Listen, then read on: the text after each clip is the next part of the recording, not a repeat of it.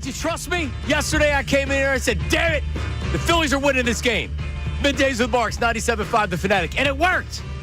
Aaron Nola, who doubted him? Topper, genius. The plan worked.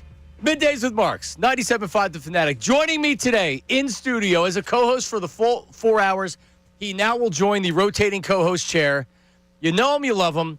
One of the most popular hosts in the history of 97.5 The Fanatic. The first voice heard on WPEN AM, 20-year anniversary just a couple days ago. His name is Harry Mays. Harry Mays, hello. Johnny Marks, great to be here, man. I'll tell you, it's been a long time since I've gone 4 hours. I may need a blue pill. Ray Dunn's might have to get me the blue pill at about 1 o'clock. Do you endorse Blue Chews, or is that's? I right? don't. No, that's that's Bill and Ricky, but they'll be here by then. They can definitely hook you up. All right. Well, I might need one. They have those. I'm in for whatever reason. I'm in an algorithm on Instagram where there's these red pills that are supposed to. Oh yeah. Yeah, 36 hours. I'm like, well, what do I do for the other 35 hours and? 36 hours is a little long. Yeah, I've been married for 11 years. Yeah, I don't need that. Harry, I told you. Yeah, I told you. I told you you were coming in here. I needed you. We'll talk about the Phillies, but normally when you put something out, last night I put out on social media, Harry Mays co-hosting tomorrow, full 4 hours. He's going to join the co-hosting chair. And if we had 100 responses in real life, and it's such a cesspool, you have to realize that there's so many idiots and mean people out there that you are like 100% approval rating. When I say that one of the most popular hosts on 97.5 The Fanatic, the Tony Bruno, Harry Mays show, which will go down in infamy as one of the most popular shows in station history. Listen, this is a smart move by me. Everybody likes you. Why wouldn't I want to bring you on with me? Yeah, but is that really good, though? Because I was always told that you have to be hated by half the audience. You know, it's sort of like a half, and people listen because they don't like you, and they don't like what you have to say. Well, I think you can balance somebody that, one of the guys that commented last night, I'll listen when you're on, I won't listen to Marks. Yeah, but when you're on, it's okay, fine, that's good. Okay, he's going to be on. Right, he's going to be on. Good. Now you can listen. But yes, excited to have you on. I am. A little bit later on in the show, we will we'll share who is going to be the co-host tomorrow. It's going to be another blast from the past. Oh, wow. And we need interaction at 610-632-0975. We come from the era of the Fanatic where we go to the phones quite a bit. Right. And we're going to continue to do that, and we're going to do it today. Say hello to Harry, 610-632-0975. Now, you have a text board, too, right? 610-632-0975. Text the show. Because there was a text board back in the day. But it was like 683-7259. Yeah, it was a different number, and then the text board went away because one of my old co-hosts used to just go right, into the abyss when a text would come across criticizing him. Right. You remember that? I remember multiple hosts that were responding back on the text board things that they shouldn't have been doing, and then sent it to the entire company, I think, at one point. Yeah, I remember that. That was a different guy, though. That was a different guy that I used to work with, yes. Yes, I know what you're talking about. You know what I'm talking about. Harry, we could have walked in here today, and this would have been Fire Thompson. Yeah. Dave Dombrowski needs to go to Nashville. Bryce Harper, think about trading him. Maybe you should let Kyle Schwarber walk. And that's not what happened. No. For all the conversation of Aaron Nola, what are you doing? Why would you start him? You slow-played Ranger Suarez. How is he finally pitching in Game 3? You're down 2-0. Is he hurt? Is he really going to pitch? It actually worked out perfectly last night. Nola gave you 2. Yeah. Suarez comes in and gives a home run up on the first pitch. And that was it. Right. And that was it. And that's the Ranger Suarez that we remember from the playoffs, which is, I'm not worried about anything. No. I'll put a couple runners on. Doesn't matter. Yeah, it doesn't matter. I'll get right out of it. What a great win last night. Does it change this series for you, Harry? Yes, it does, because the top of the order got going. The bats were clicking last night. Schwarber had a couple of great swings. He went deep into the night. A la Matt Stairs way back in the day in the NLCS. I think it was Game 4. Bro, that was, what did they say it was, Ray? 455. That's got to be a 500-footer. Oh, it was a bomb. Oh my! I've never seen at Dodger Stadium something like that. Yeah, it was unbelievable. What was the exit velo? I did not. It's all about exit velo now. My advanced analytics app was app. I wasn't looking at it last night. Okay. But he smoked that. Yeah, and then he he was comes great. back with the second one. And you're right. Like, all you need, and I was saying this all day yesterday, and I really, really felt it. It changes the entire series. A 7-game series, the Dodgers don't get tight because you won a game. Because Right. it's a 7-game series. Now it's the bleep moment. Yeah, it's all hands on deck if you're Dave Roberts tonight because you do not want to get back on that plane. And the Phillies have their best starter going. Right. So Sanchez is out there. Glasnow, who's a good starter, He's but good. still, Yeah. Glasnow's out there. Phillies are slight underdogs in the game. But like you said, the bats got going, and it gave them confidence. It Yeah. did.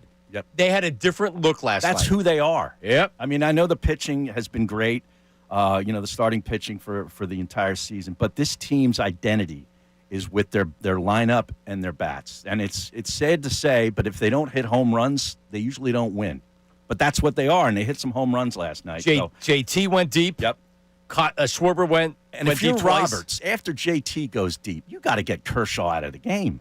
What was he thinking? My favorite part of the game last night was, I think what he's thinking was, I'm not going to use another arm. This game's over. But you're leaving Clayton Kershaw out there to Yeah. get beat up.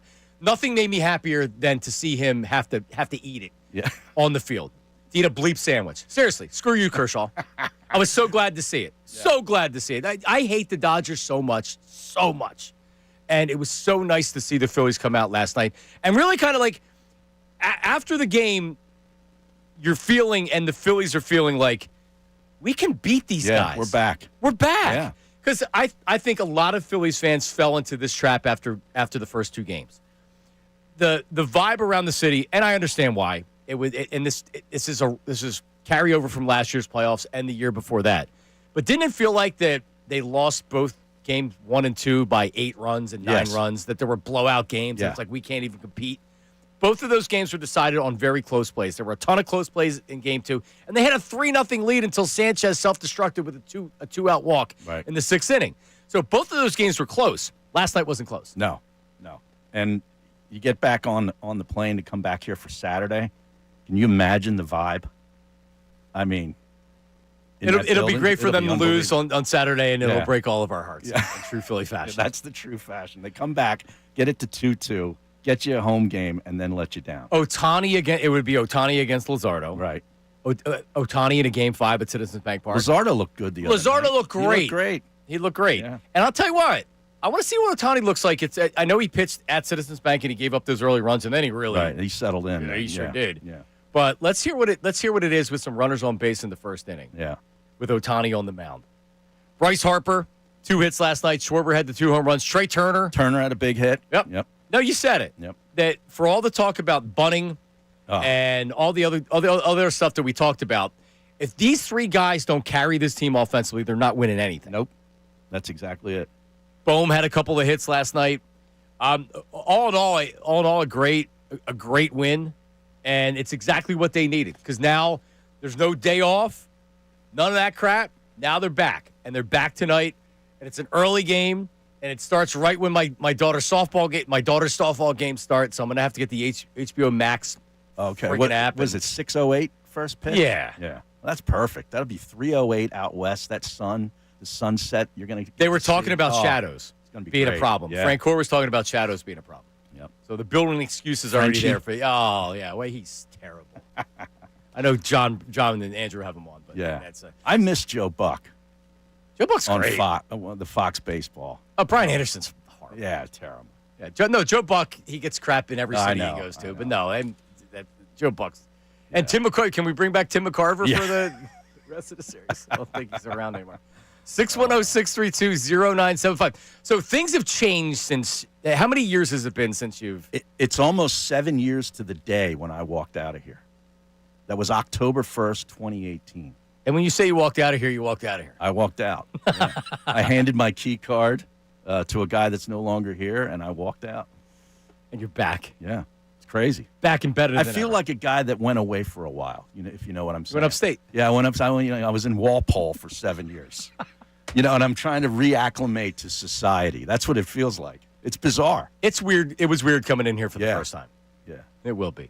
Ray Dunn, Ray Dunn had 12 Coronas last night, by the way. Oh, nice. We're alive. Good We work. are alive. He hasn't changed his clothes since Tuesday. Oh, we're keeping this jacket the rest of the week. How about that decision by Rob Thompson to start Aaron Nola, to go into Ray yesterday said Nola and Suarez and then Duran the ninth. They'll go the rest of the way. And we laughed at him. You were almost correct. The three-pitcher plan, man. Well, Nola, Suarez, Duran. It's great That's they it. didn't have to use Duran last night. They sat him right back down. Yeah. Yeah, so many things worked in the Phillies' favor. 610-632-0975. Your reaction. But coming up next, the moment that shifted the momentum. Schwarber hits a ball to the moon. We'll relive that coming up. And did this series turn in that moment? How much confidence do you have right now? That's coming up next. It's Middays with Marks with Harry Mays, 97.5 The Fanatic. Unfiltered with Ricky Bo, Bill Cosby.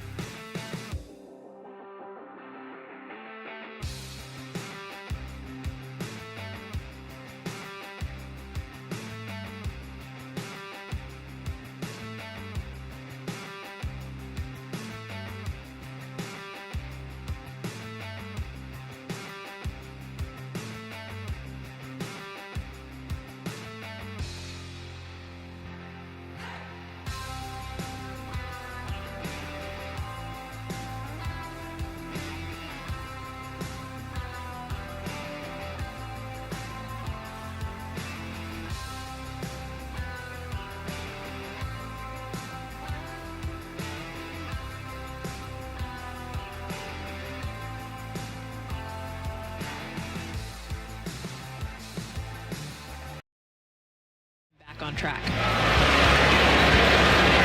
Yamamoto with a 2-0 pitch. Swinging a high drive into right field deep. That is way, way back. It is way, way gone. My goodness. He absolutely killed that thing. That might have clipped the side of the pavilion roof out there in right field. Holy cow. Holy cow. Right here on ESPN Radio. Is that who's the play-by-play? Be a great thing to know, wouldn't it? I feel like I feel like I should know that. Is it? It's not Dave Barnett. Is it Dan Schulman? No, it didn't sound like Schulman. No. He's got better pipes, Schulman. Yeah, that was. I'm not going to say a horrible call. It was okay. Yeah, it's all right. Yeah, Felt like caught off guard by it. yeah. Like Schwarber's up and you're not sure he's going to homer. Right. Well, I mean, off the bat, the reaction is you have to be like, long drive, like that. Where it has to be. You're describing it on the radio like that. Right. The ball exploded. There was no doubt about that. Dave O'Brien. Yeah, Dave O'Brien. Okay. That's who I was. Dave O'Brien's. He's pretty good. Yeah. Jess Mendoza on. She's good. Yeah. Yeah. Yeah, it's a good broadcast. You heard it right here on 97.5 The Fanatic. Well, there you go. Phillies even don't even it up tonight. They'll look at even up, but that's the great thing is that there's no rest. Right back at it tonight because it's sure like after the game last night. I'm not going to tell you the Dodgers were like frazzled, but you could tell they were kind of stunned with what happened, and like now they got to turn around, and the Phillies are, they're then all right. Yeah. We got this going. Let's go. That's the last thing the Dodgers wanted was for the top of that order to start to see good pitches and actually, square them up.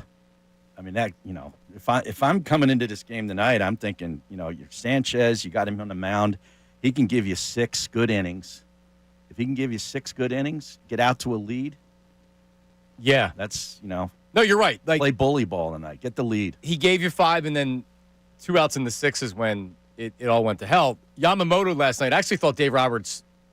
They were talking about it on the broadcast. Like I think thought it was fairly obvious they needed to get him out of there. It was a playoff game. Absolutely. Yeah. I mean, once it went for him, you can't mess around. That's why these over-unders on strikeouts, which I like to play with. On the apps are so precarious at this time of year because the managers have a quick hook. Well, I mean, Banks was warming up in the first inning. With I know. How'd you like to be Aaron Nola and see that? Like seriously, put a couple runners on. You could tell like they were well prepared for what was going to happen, but then they'd let him stay in. Right. But I mean, I hate to say that I was questioning why they took him out after 2 innings because in that second inning. He was good. He had velocity. He had life on his curveball. He was confident out there. Late movement. The knuckle curve was working. He looked really good. He was throwing 94, 95. Yeah. He gets that strikeout to end the second inning. They bring Ranger in, who gives up a home run on the first pitch. How many Phillies fans said, "What are you doing, Topper? Why would you take Nola out?" I was too. I was too. It's because Ohtani was up after that. The bottom of the order gets the home run, and Ohtani. No hits last night. Again, that's coming off of the sombrero that he had in the first game of the series. I don't watch a lot of Dodgers games except if they're playing the Phillies. I have yet to really see him go off. Like we see Schwarber go off. Yeah. Well, he had his he does it. He's the MVP. He had his 4 home run game against the Was it against the Dodgers? He had a multiple. Schwarber's Braves. He had a multiple home run game against the Dodgers because I remember listening. One of the guys out there on Twitter put together. He had all the calls from the play-by-play from the Dodgers. Okay. And we've seen Schwarber do that. Ohtani's an amazing talent. To your point, I don't really remember watching a game Ohtani where you're like, wow, like that dude is different. Yeah. He does. He does. He does it like every other night, probably. But I have yet to see it, and hopefully we don't see it tonight. That's the great Harry Mays. He's here all show long. Let's go to Maniac Malloy.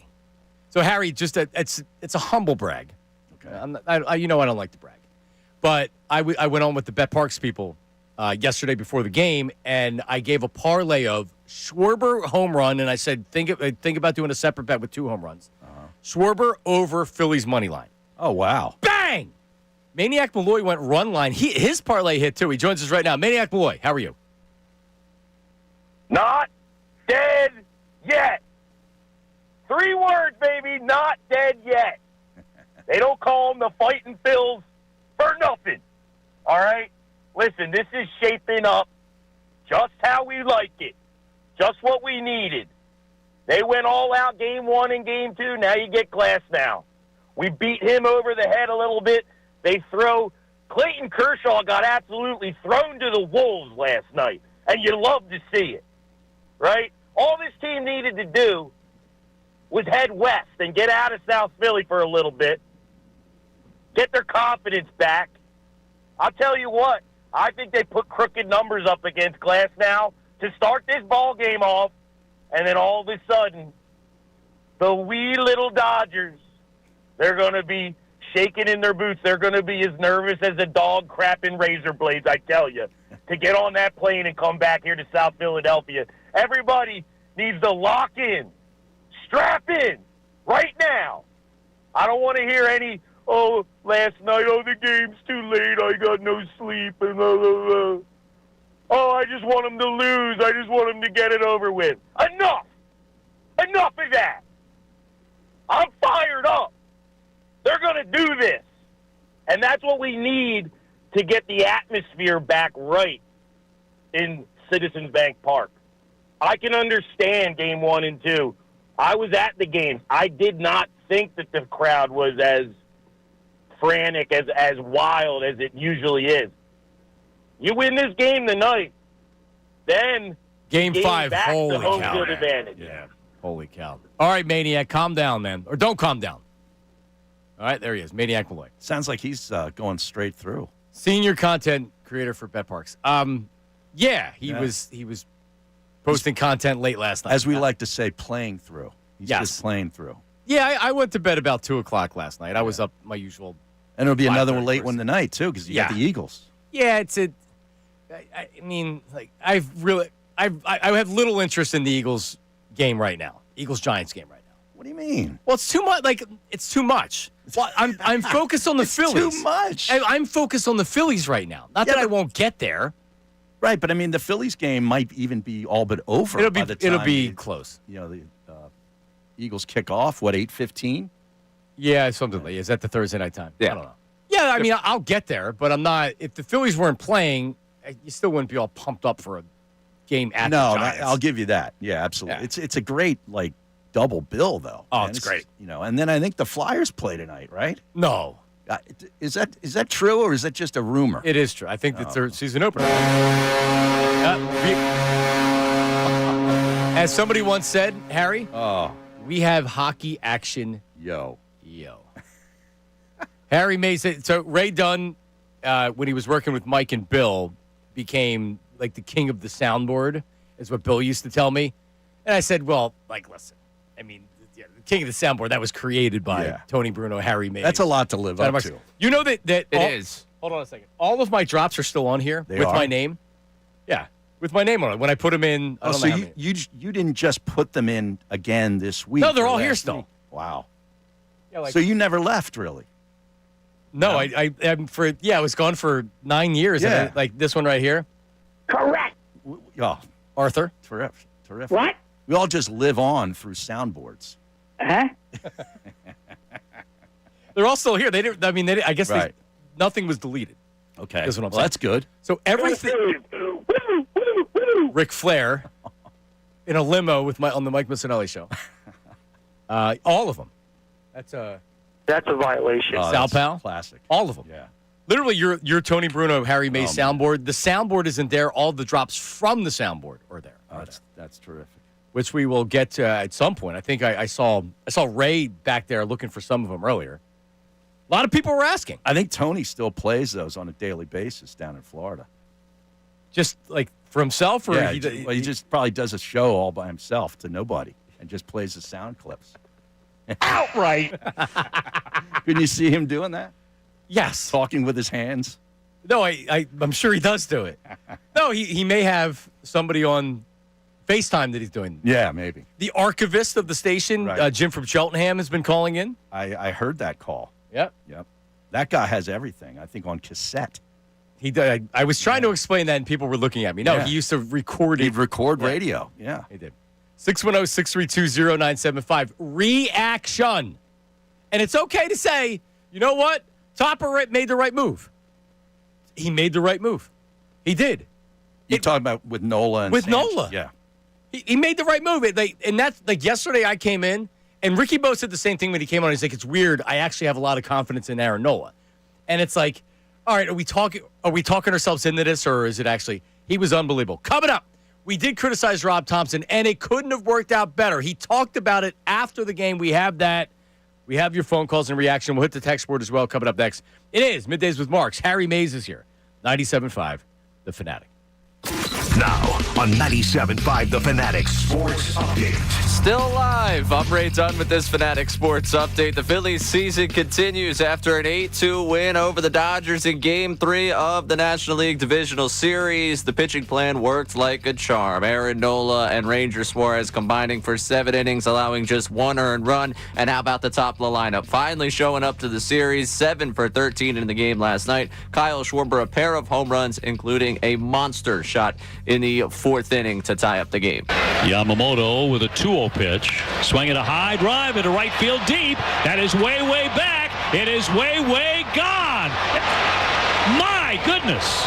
And now you got to wake up because Game 4 tonight, 6 o'clock, Tyler Glasnow, Christopher Sanchez, the matchup on the mound. The Phillies looking to get back to South Philadelphia with a win tonight, try and tie this series up at 2 games apiece. Of course, it's still do or die for the Phils. Elsewhere in Philadelphia tonight, you've got the Giants and Eagles at the Meadowlands, 8:15 Thursday night football. And then the Flyers opening up their campaign tonight, 7 o'clock. We'll have it for you right here on the Fanatic. They've got the Panthers to open up the season. This update's brought to you by Electrical Workers Local 269 and the Electrical Training Alliance. The International Brotherhood of Electrical Workers Local 269 and the Electrical Training Alliance can offer a career with no college debt. To learn more, go to IBEW269.com. I'm Ray Dunn for 97.5 The Fanatic.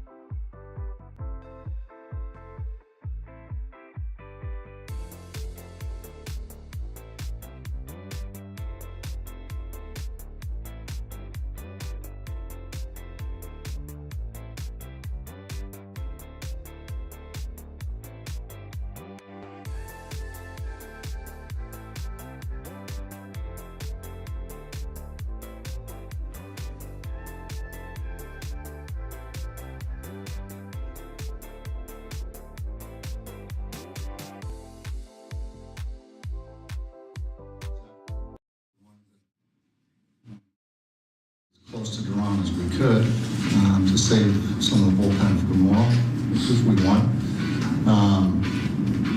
Nola was really good. The plan was to go one time through the lineup, and Ranger is on Otani.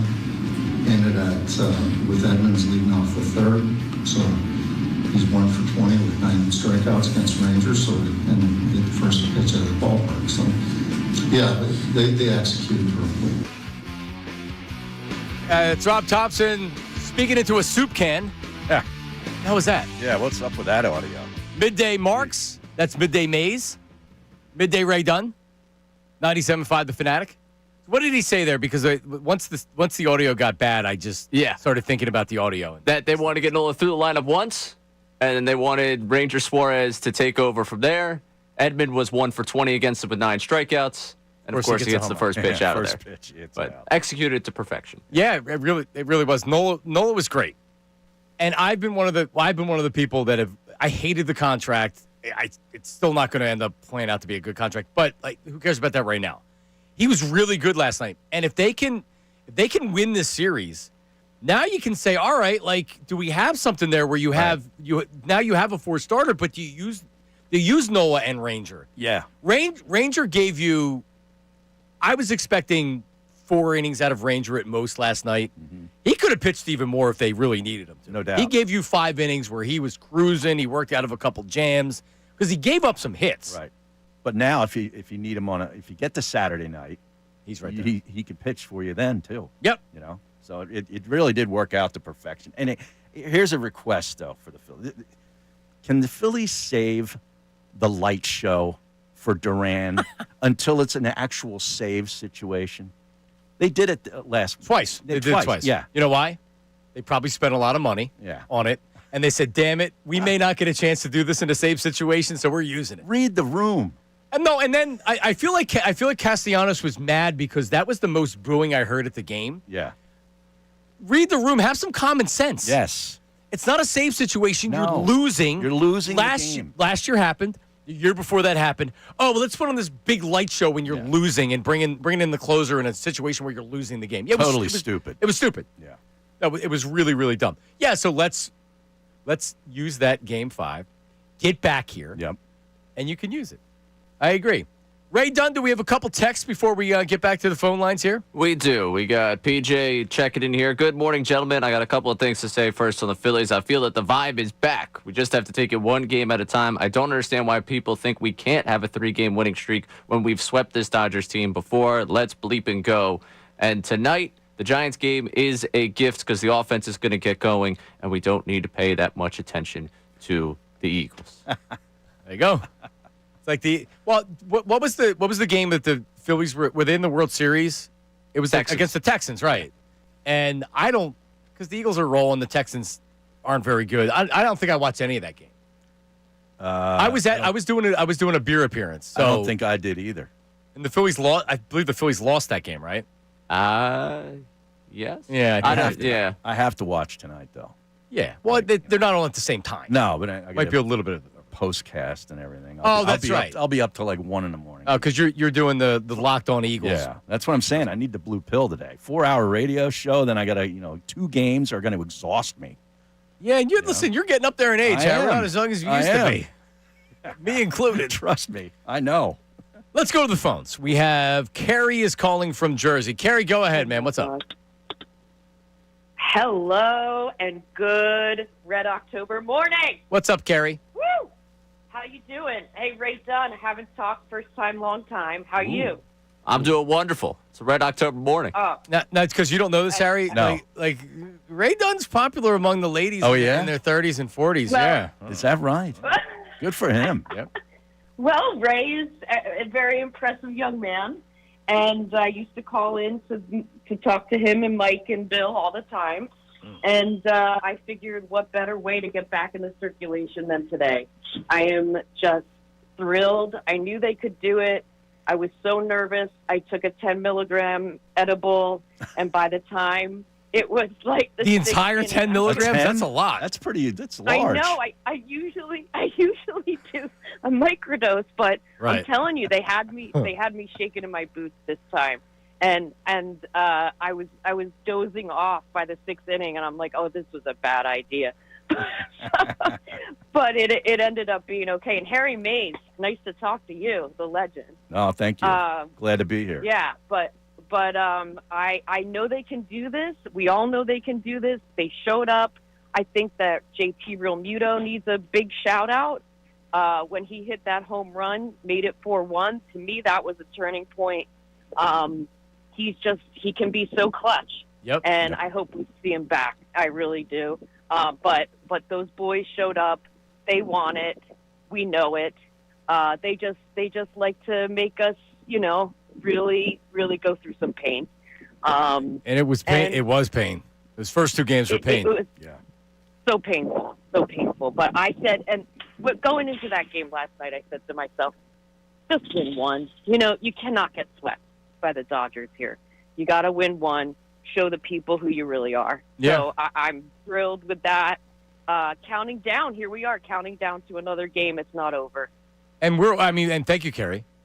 6 o'clock. So it's already almost, it's 22 minutes to 11. We were almost there. Yeah, I know. It's I gonna- like the 6 o'clock start. Dude, me too. Yeah. The best thing that happened to baseball, the 6:40 starts. I where love the it. game's over by 9 o'clock I for the love most it. part. The Yeah. regular season games, at least. Yes. Coming up, we'll talk about the turning point of the game. Trey Turner, he spoke about it. And then the pregame meeting that the team had. Also, listen, there were some middle innings there where the Phillies had opportunities to pile on, and they didn't. And they couldn't. Yeah. And this is going to come back to bite them. It didn't, but we'll discuss all that coming up next. It is Middays with the Marks with Harry Mays on 97.5, The Fanatic. Philadelphia.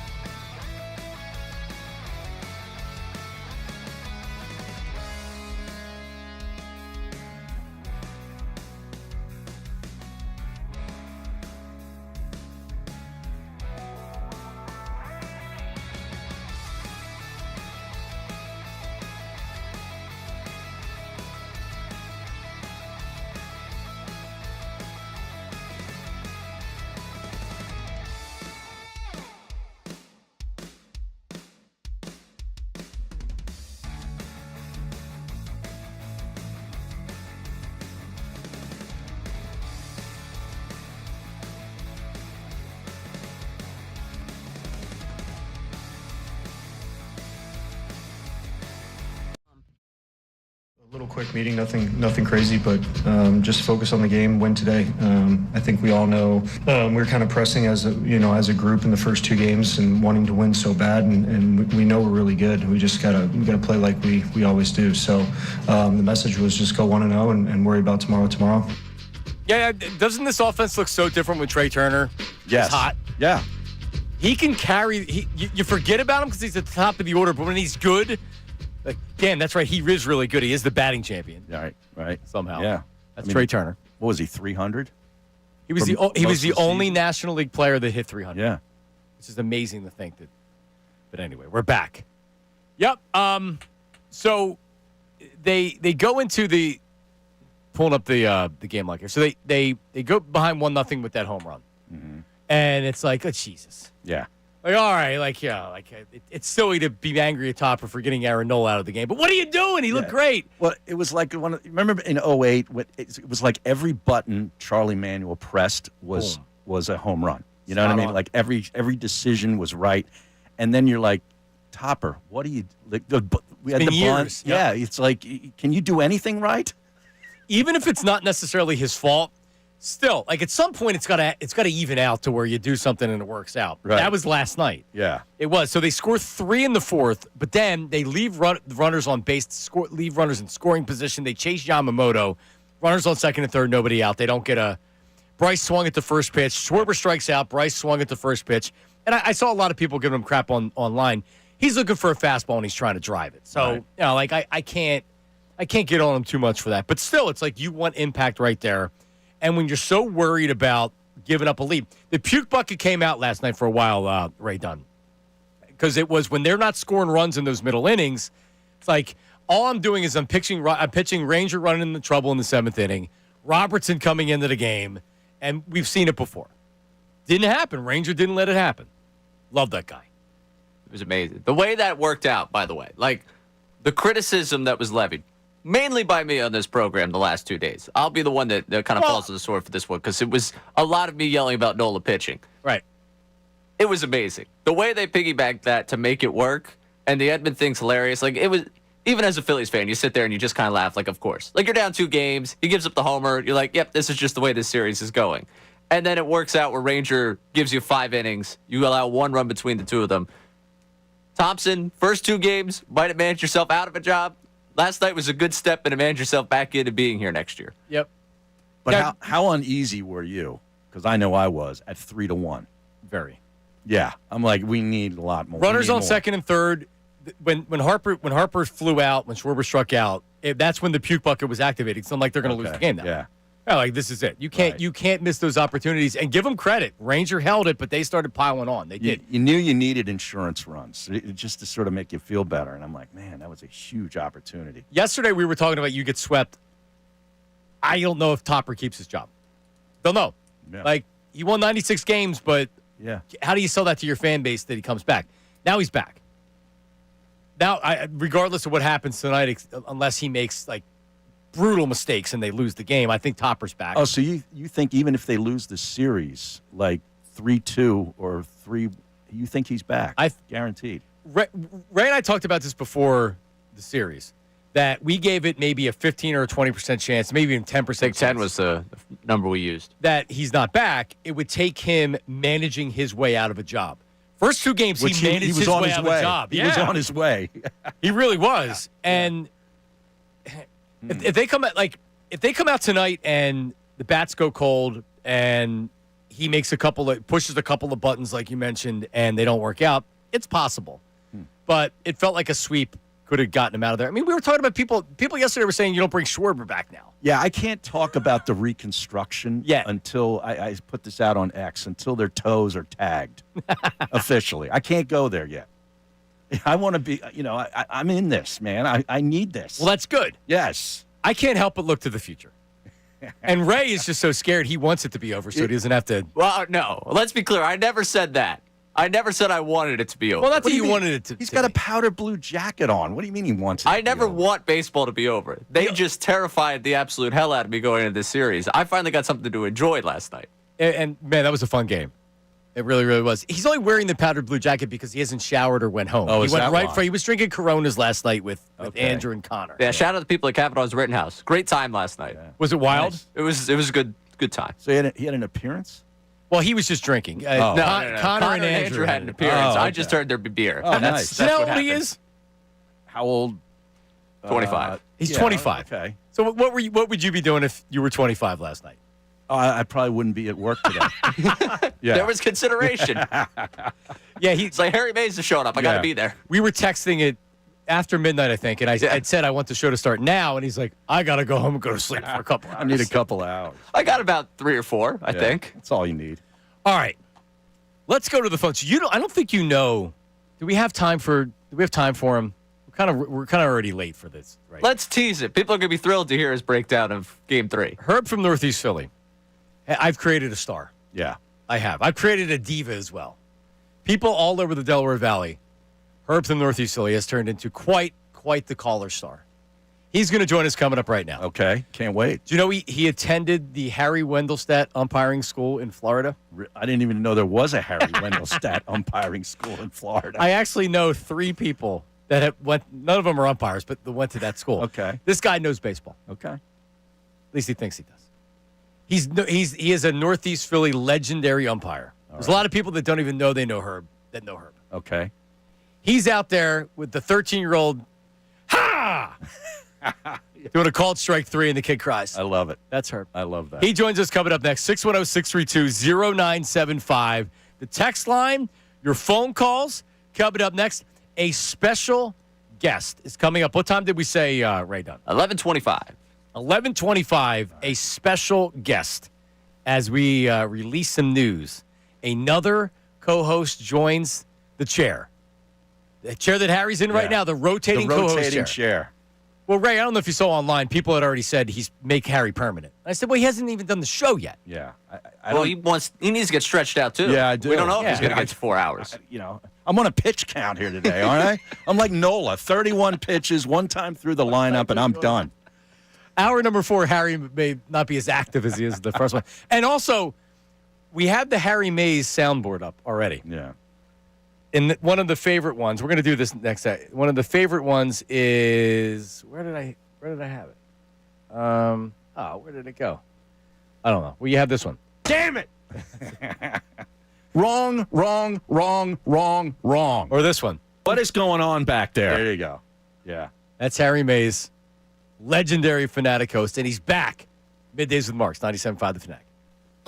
Now on 97.5 The Fanatic Sports Update. Still alive. I'm Ray Dunn with this Fanatic Sports Update. The Phillies season continues after an 8-2 win over the Dodgers. Aaron Nola and Ranger Suarez combining for 7 innings, just 1 earned run. The top of the lineup, 7 for 13 in the game. That included 2 home runs from Kyle Schwarber, including the game-tying one in the 4th.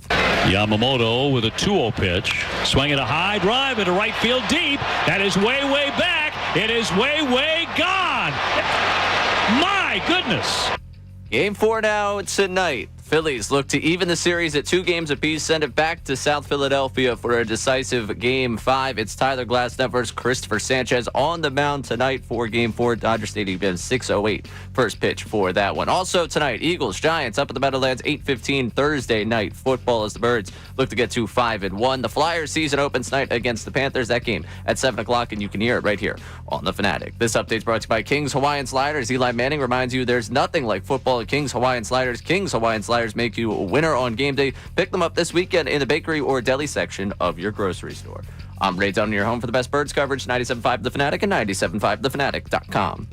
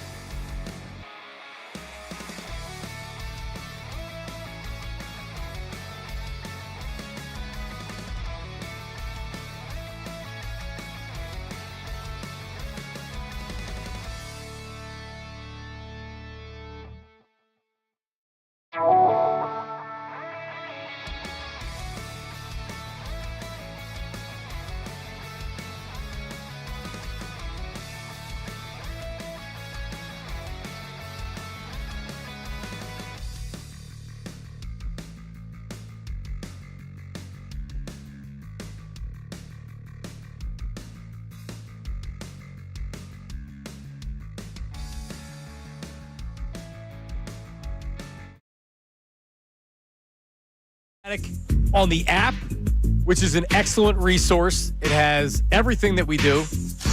Follow the podcast. You can get the podcast hour by hour breakdown of Middays with Marks. You can also subscribe to the podcast wherever you find your podcast. Leave a 5-star review. Only 5-star reviews are allowed. So you can get us in so many different ways. Harry, now on YouTube. We were never YouTube. Right. Which is very, very cool. We have a big YouTube following, and we're growing a community on YouTube. The text line. I love YouTube. Yeah, it's awesome. Yeah, but remember when radio was just radio, where you didn't have to worry about if you, what you wore. Like now, everything's on video. Everything. So it's like, man, I got to shave today. Well, you also have to watch what you're doing on your phone because who knows Everybody's what could watching. Yeah, exactly. Yeah. I've thought of that a couple times. Like I do all these shows from my house now, which is cool. But I have a green screen because if I take the green screen down and don't blur the background, people are looking into your bookshelves. Oh, right. They notice everything. Well, you have the green screen. I finally set up it's a nice backdrop. It's a bookshelf, and I have a couple different things on the walls, and I have a Eagles helmet. Now, are they fake books? No, they're actually books that I read. They're Mafia books. Oh, okay. Thank you. I feel like everyone that does the book background, I want a percentage of books read that you have behind all you. of them. Yeah. That's good that you did. I don't buy that everyone has. Right, because they want to look smart. Yeah. Like Schefter has that kind of background. He has the Michigan helmet. Hassan has it. Yeah. Right. He has a Rage Against the Machine CD case or something back there. Every book that I have back there, I've read. Okay. Well, that's good. Correct. As Arthur would once say. So we'll hit the text board coming up after I tell you you're listening to Middays with Marks with Harry Mays today. 97.5 The Fanatic, WPEN, and WPEN, HC1 Burlington, Philadelphia, a Beasley Media Group station broadcasting live from the Comcast Business Studio, powering possibilities. Ray Diggity Dunn, what do we have on the text board? A lot of people welcoming Harry back. Miss you, Harry. Great to see you with John Marks. You two working together are a terrific duo. That's a first-time texter right there, by the way. First time. Nice. Oh, not even first time, long time. First time, long time. Oh, first time. A lot of people asking, what's up? And can we get some of those old Bruno and Mays drop boards, please, going today? What up? Yep. I could just hear the old program director, like in my head. Matt Nahagian? Saying, oh, just. You follow me, camera guy? Apoplectic about the drops. What don't you understand? The great thing is they're still all there. Yeah. Can you just talk Eagles? What is going on back there? Tony Bruno, Harry Mays was one of the, and this was during the time when we were still Mike and Mike in the morning. Yeah. And then locally, you guys did 12 o'clock, but you also did 10 o'clock. Like because Baldy was on the station, and then it was Sean Brace and I.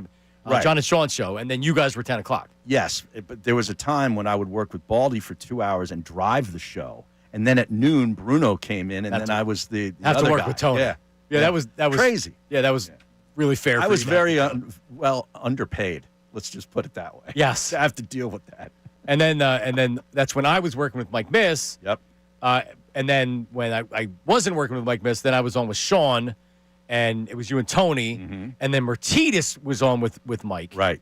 And that was kind of when I hear from people out there, that's what I hear most about was, man, that was when the station was at its best. That was the golden age. The golden age. As they say, yeah. Yeah, the golden age. It's a lot of fun, man. And we're getting back there right now with the lineup that we have with Harry Mays. Any more texts there, Ray Dunn? Yes, we do. Dodgers under the most pressure right now. The Phillies turn the series on a dime. Finally, we got the Stars going. Yeah. Hard to argue with that.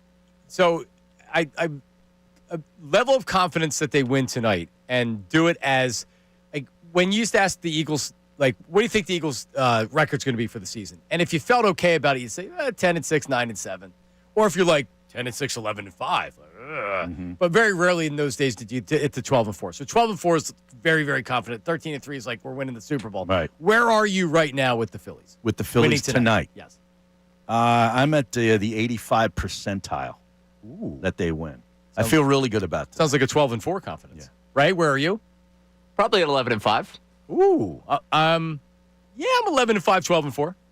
You right realize they play 17 games now. So yeah, but but that's the problem is 11-6. Every time that you do it, I have to in my brain for a second think because 10-6 rolls off your. So you're Yeah, saying that's it. easy. Now you have to be like 11-6. You got to do math now. You do. Yeah. It's an odd number. Week 18, they're not going to be playing anyone anyway, so who really cares? Yeah. It's about the first. And they'll be 16 playing games. 18 before you know it. You think next year. The year after. Yeah. There you go. All right, big guest coming up. Big mystery guest coming up. But I mean, it doesn't get any bigger than this guy. He's not a guest, but he's a caller. His name is Herb from Northeast Philly. Herb, good morning. Good morning, Johnny Marks. So Herb Johnny. Herb texted me and said that it's going to be Black October when the Phillies lose. Oh. And I said, you know what? That's actually a pretty good line, Herb, but not yet. We're not there yet, Herbie. Yeah, that's right, because last night, the man from outer space smacked one. Kyle Schwarber hit that ball, and you knew it was gone, okay? Have you done play-by-play in your career? Could you give us a play-by-play of that Schwarber? What would you have sounded like doing? I can do all that stuff, play-by-play. You get me the job, I'll do it. Well, okay? give me what it would have sounded like last night. Right now. Right now, I'm on the air. Okay. Kyle Schwarber in the box, looking over everything. Here's the pitch. It's a long drive. It's all the way. It's out of here. Way back. Over the wall. Over Dodger Stadium. That's not bad. So Herb, listen, actually, that's not bad. I asked Herb before the Super Bowl. Was this the one they lost, Herb? We had him give a pep talk if he was in the locker room To the Eagles. To the Yeah. Eagles. Okay. And he rambled on, and they lost, and I, in part, blame him. Herb, you're in the clubhouse tonight. Topper says, guys, I have a very special guest that's going to join us right now. Herb from Northeast Philly. Herb, what do you have to say to the team? Okay, guys, we're 1-0. Let's make it 2-0.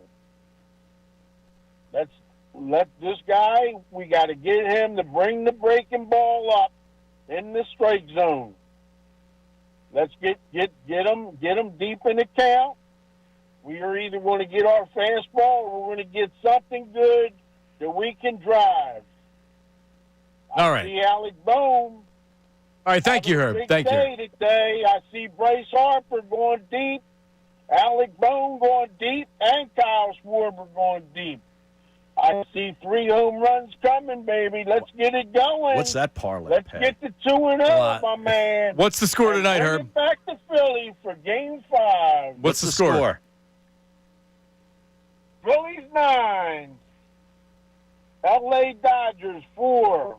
So he's taking the 9-4. over. All right. Going over And you'll 8. Love see- it. And you will see tonight and Saturday night, I predict, Duran will come in and close it out.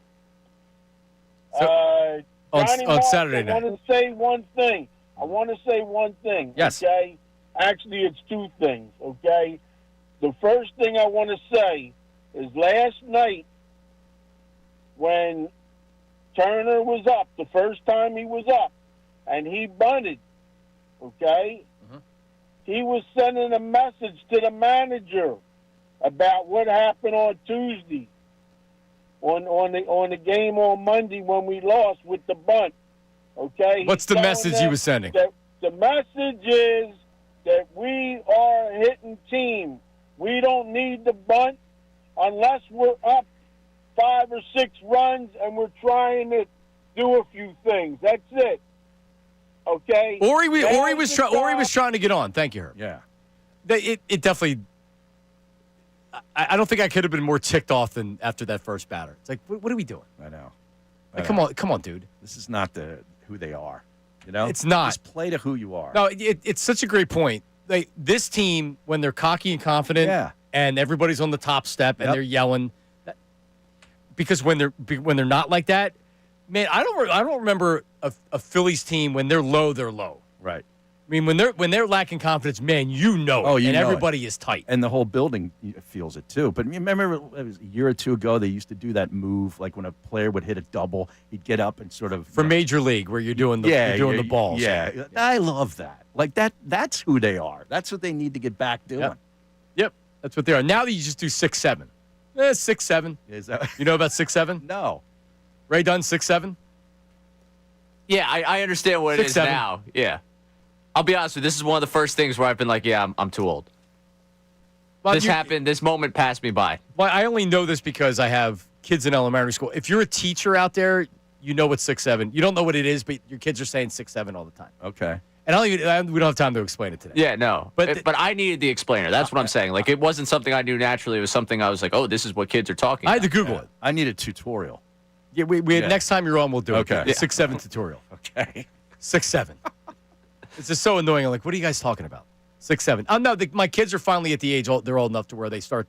It's like, you feel old. Okay. I felt old with this. Yep. This was the first, like, pop culture thing. I felt like, oh, wow, yeah, this younger generation is doing something I have no idea. How come you never pull any of your clips for the show? What do Any you of your play-by-play? For the show? Yeah, I want to hear what you say. Like, I've never seen. Harry says that you're really good. I'm like, why? I I've never appreciate that, actually Harry. heard your play-by-play. I must Yeah, have it's listened not to about me. 10, 15 Temple basketball games with Ray on the ESPN Plus app. Is that right? Yeah. Poor Ray. That's has how to you got to watch Temple Yep, basketball. That's all ESPN they're Plus, on. man. Yeah, they're not on TV. not They're on not on TV actual TV anymore. And I anymore. appreciate that because Yeah. the ESPN Plus is my gig. They That's go on right. real TV. They leave me right behind. All right, give me a three-pointer that ties the game with 35 seconds left to go. Oh, there's no natural energy here. I Well, got I'm nothing putting you on the for you. spot. I know, but what do you... You got to go back and visualize 2,500 strong at the Liacouras Center on a cold Tuesday night in February. Okay. Now I feel And it. there's- I'm you walking feel that? right down the ramp. I'm Right. feeling good. I parked on campus for some A reason. big American Conference tilt against Tulane. All right. Tulane, Nothing says Temple Owls Tulane. Tulane, very valuable to the Yeah. conference. Gets me a New Orleans trip every year. Yeah, I used to cool. love doing the football games because we went to Tulane 2 or 3 times during the time. Oh, that's a great time. And every year we get scheduled to go down there in the middle of Mardi Gras. Yeah. It's a beautiful thing. Well, What- yeah, for basketball. Yeah. What's your catchphrase? Like, what's your go-to? I don't know. I'll be honest with you. I don't think I have like something that I You don't go go to bang. a ton. I think No. he's more of an in the moment guy. Yeah. Yeah. Okay, Yeah. all right. Well, I think like Harry Callis head out of here. Right. You knew what the home run call Right. was. You don't have a. I think that's just something that comes naturally. I probably have to do it for a few Herb more from years. the Northeast had a little Harry Callis in him there. Little long bit. drive. Yeah, very little bit. Little yeah. bit. He sounded like Charlie Manuel trying to hype the team up. That sounded like a Charlie Manuel speech to me. Yeah. I mean, I'm a little disappointed you couldn't give me a little something right there. I need some of the best of Ray Dunn, the play-by-play. Okay. All right, Today? because I could very easily go, no, not today. I was going to say. Here's the pitch. Long drive. There it is. Number 500. The 500th home run for Michael Jack Schmidt. And the Phillies now lead 8-4. I grew up. Harry Callis, the Phillies sucked. Yeah. The only reason to watch the games was for Harry and Whitey. So During the he- 80s. He's not even old enough to know who Harry Callis is. All right, relax. No, what? Seriously? He died in 2008. He was born in 2001. I was on I was the air born in when that 2000. He passed in 2009. I was on the air. cross- He was down in At Washington. 1:30, it came down that he died, and I was producing for Mike, and it was like, well, our show just changed for today, Right. didn't it? Yeah, I remember that. Yep. That was crazy. All right, coming up. We've a mystery guest coming up here. More phone calls, 610-632-0975. Text board. Say hello to Harry. This is Harry Mays, the always popular Harry Mays. I was always a little bit jealous at how popular Harry was. What? Well, I mean, not in a bad way. I never resented you for it, but I always wish that I was the guy that everybody loved. Yeah, like, I was the beneficiary of working with Tony. Okay. and That's where it came from. when I worked with, I was never more popular than when I worked with Mike. Right. Because I got to play off of Mike, Right. and everybody. And it's the big show. Right. Yeah. And Mike is Mike, and he's Right. awesome. And it was like, like, thank God Mark's is there so I can listen to the show. Like, Right. it was great. So you did get to play off of Tony. I did. And that worked. It greatly benefited from that. So. Are you following me, camera guy? Oh, jeez. Later on, some more Harry Mays, Tony Bruno drops. Also, Kyle Schwarber provided the big hits last night. He spoke about the team's ability to respond to adversity. We have that for you coming up right after this. It is Middays with Marks with Mays. Don't go anywhere. The Fanatic's Andrew DiCecco.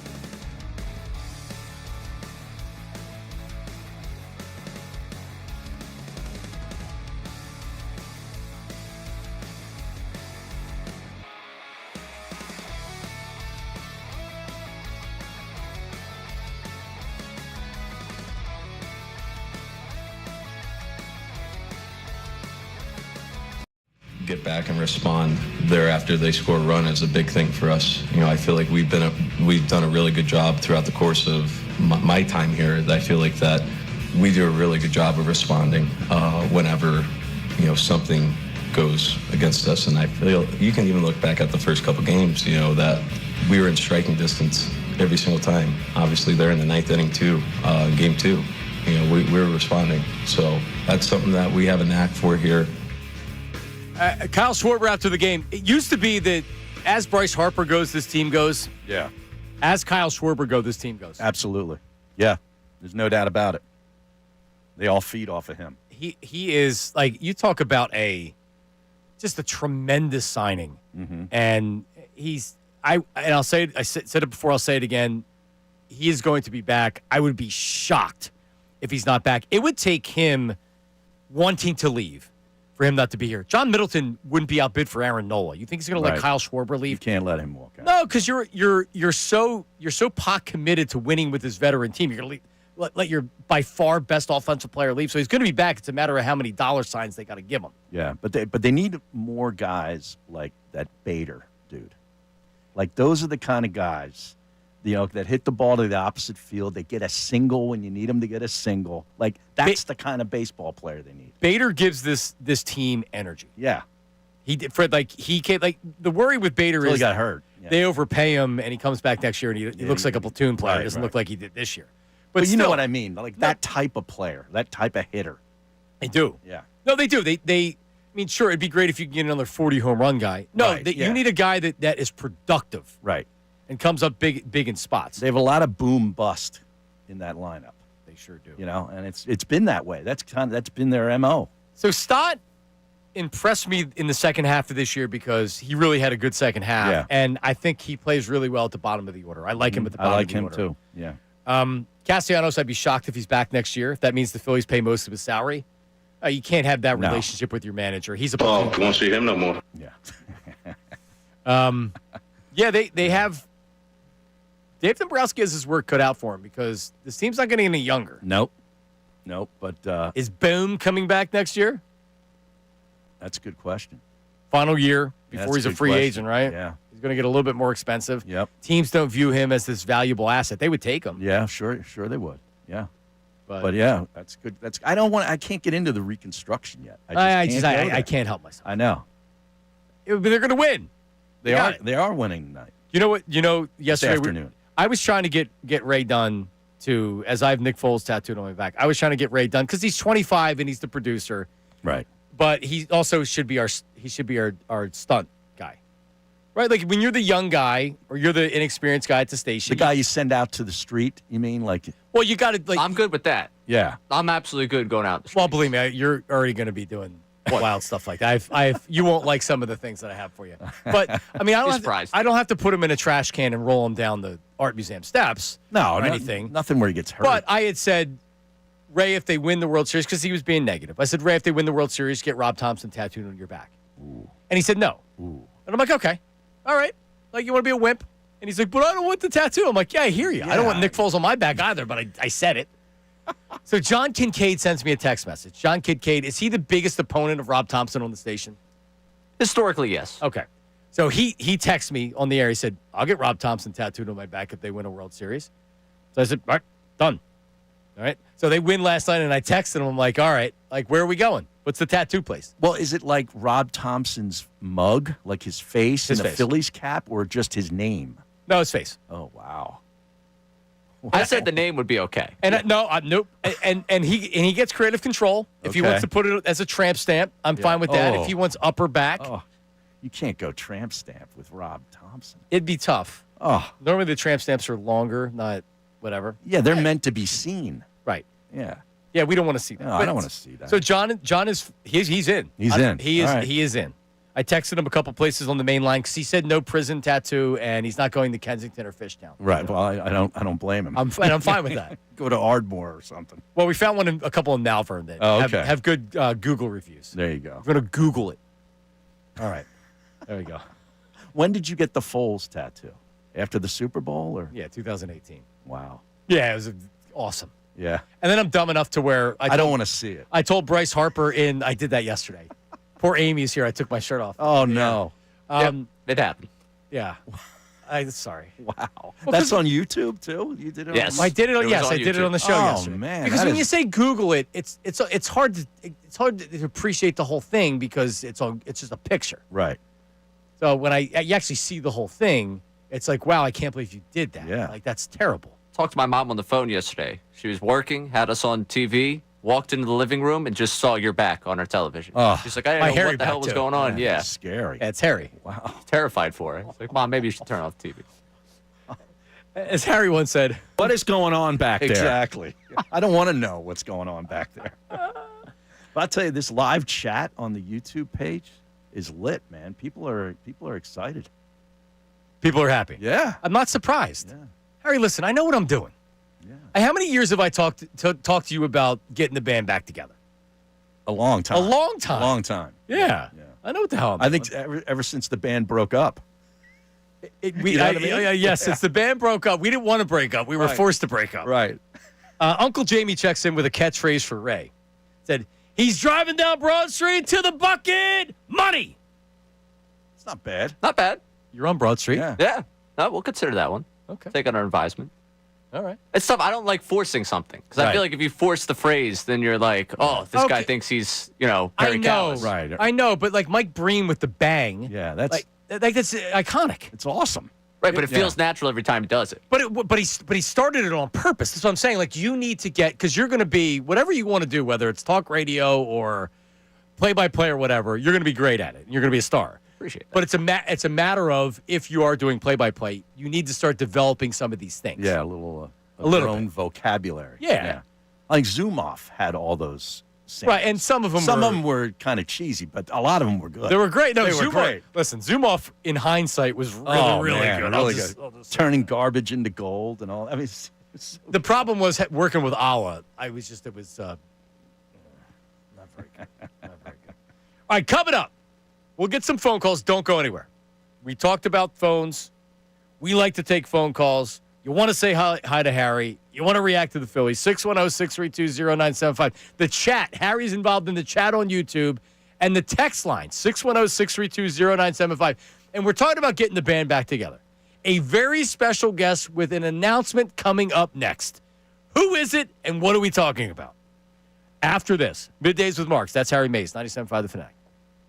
Now on 97.5 The Fanatic Sports Update. Still alive. I'm Ray Dunn with this Fanatic Sports Update. The Phillies season continues after an 8-2 win over the Dodgers. Aaron Nola and Ranger Suarez combining for 7 innings, allowing just 1 earned, and the top of the lineup showed up 7 for 13 in the game, including 2 Kyle Schwarber home runs. Yamamoto with a 2-0 pitch. Swinging a high drive into right field deep. That is way, way back. It is way, way gone. My goodness. Schwarber tied the game with that home run, and the Phillies didn't look back from there. Now it's about evening the series. Game 4 tonight, 6:08 out at Dodger Stadium. Tyler Glasnow against Christopher Sanchez. The matchup on the mound as the Phillies try to get this series back to South Philadelphia. Game 4 tonight out in L.A. Elsewhere tonight, Eagles, Giants from the Meadowlands, 8:15 Thursday night football for that one on Amazon Prime. And the Flyers and Panthers play tonight as the Flyers open up their season. We'll have it live for you here on the Fanatic, a 7 o'clock puck drop for them. This update's brought to you by Rapid Rayos. Rapid Rayos Instant Push-to-Talk walkie-talkies with nationwide LTE coverage. For limited time, get 60% off and free UPS shipping at rapidradios.com. Use code RADIO for an extra 5% off. I'm Ray Dunn, your home for the best birds coverage, 97.5 The Fanatic and 97.5thefanatic.com.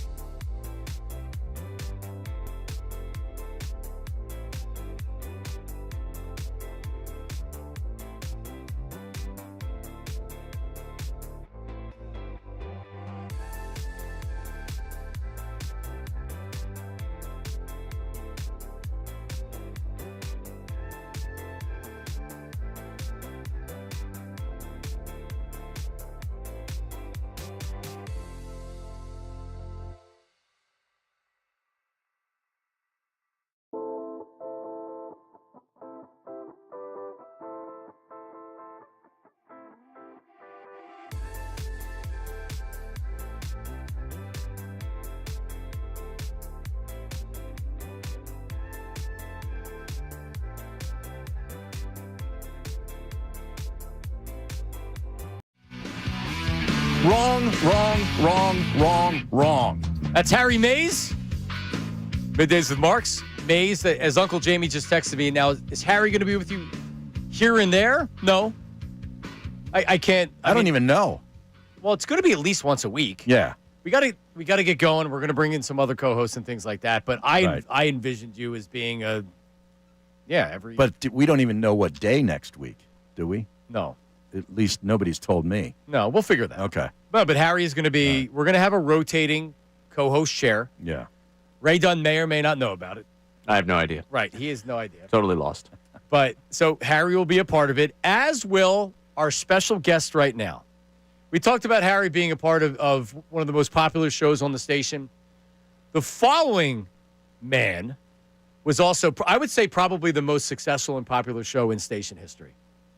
His name is Jason Martinez, once known as Jason Martinez, but now there's a Jason Martinez that works at Fox 29, so I don't know if that works anymore. Right. But Jason Martinez joins us right now. What's up, Mert?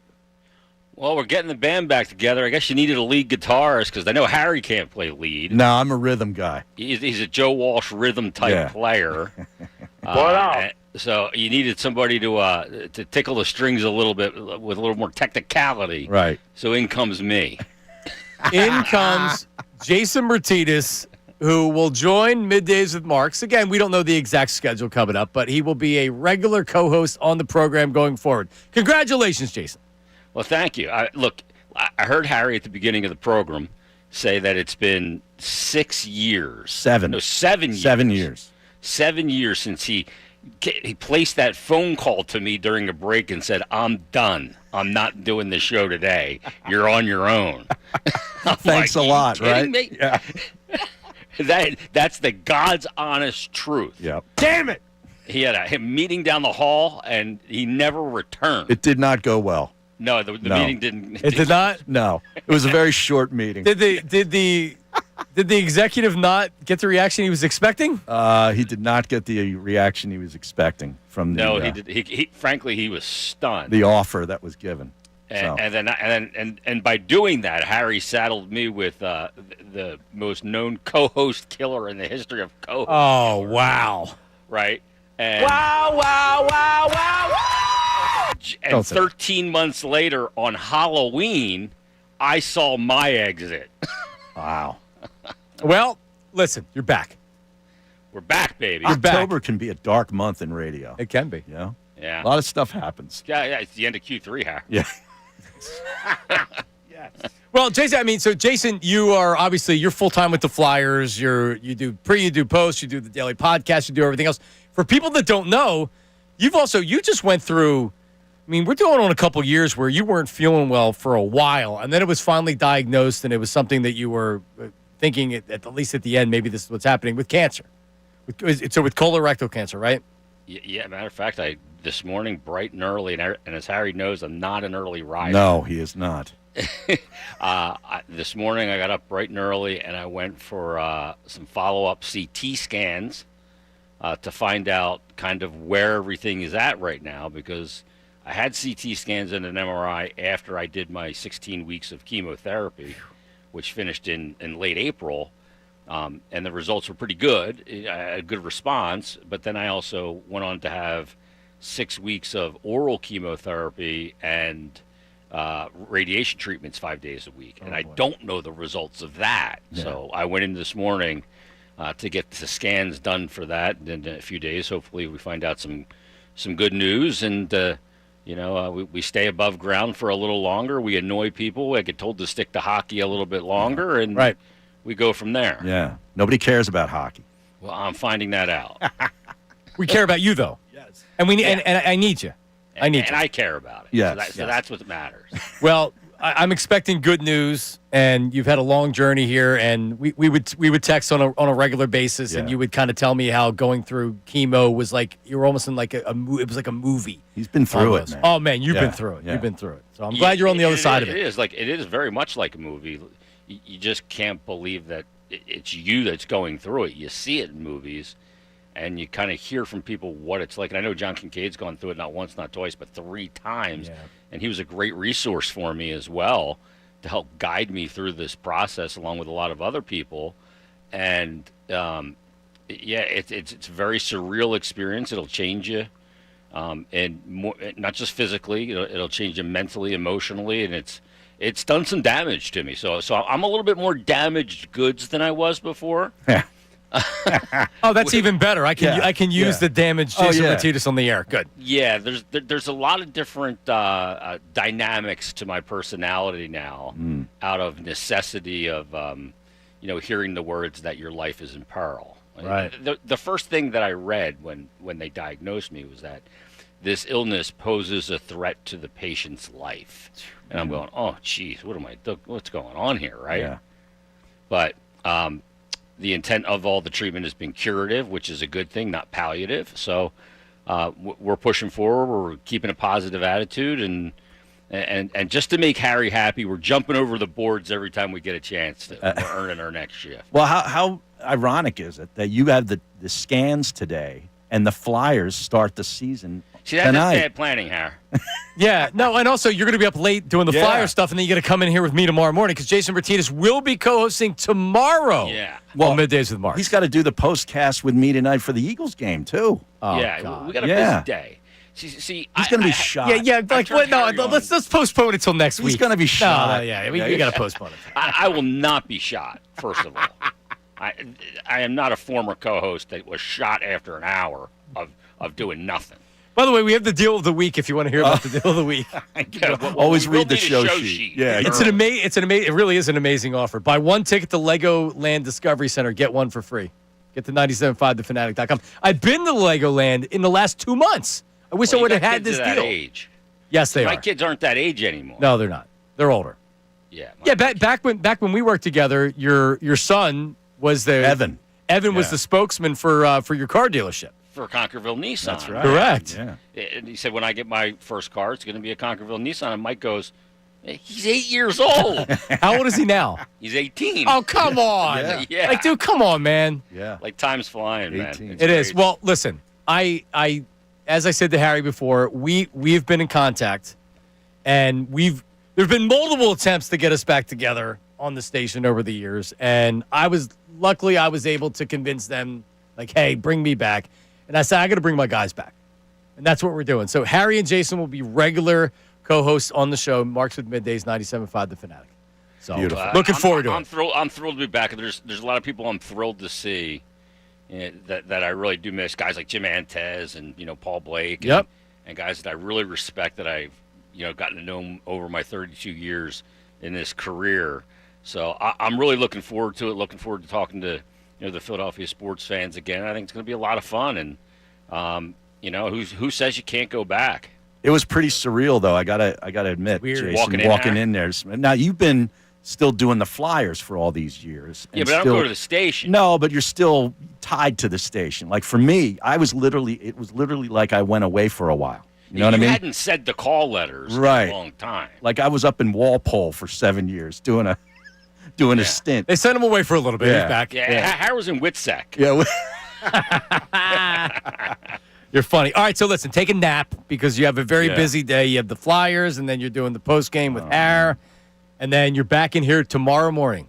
All right. Well, look, there's no embarrassment of riches to talk about either. So right. it's not a bad day to come in either. Yeah. The Phillies are coming back to Philadelphia, or they lost, and and the Eagles are playing. Yeah, and it's a funeral. Yes. So we'll see. But I'm looking forward to tomorrow and looking forward to talking to everybody. You guys sound great today. Great to hear you back on the radio, Har. Thank you. Don't go getting a big head or anything. No.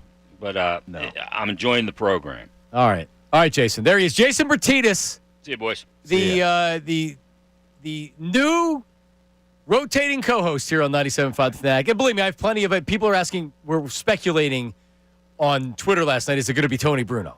I would expect Tony Bruno to join the program. I don't know if he's going to be he's not going to be a rotating co-host. Well, he's like 1,000 miles from here. He's in Florida. Yeah. He would do it. He would. If you called him right now, he'd jump on. I guarantee you. Oh, he's the best. All right, coming back. Reaction to the Phillies game 3. Step out of the excitement from the game last night. Do you feel like something's changed? Harry gave an 85% win tonight. I'm feeling really good about it. Wow. Yeah. 610-632-0975. Calls, text, Mad Mike. Is Mad Mike positive after the win last night? Not likely. That's coming up next. Middays with Marks and Mace, 97.5 The Fanatic. Hey, everybody, it's Bill Colorado.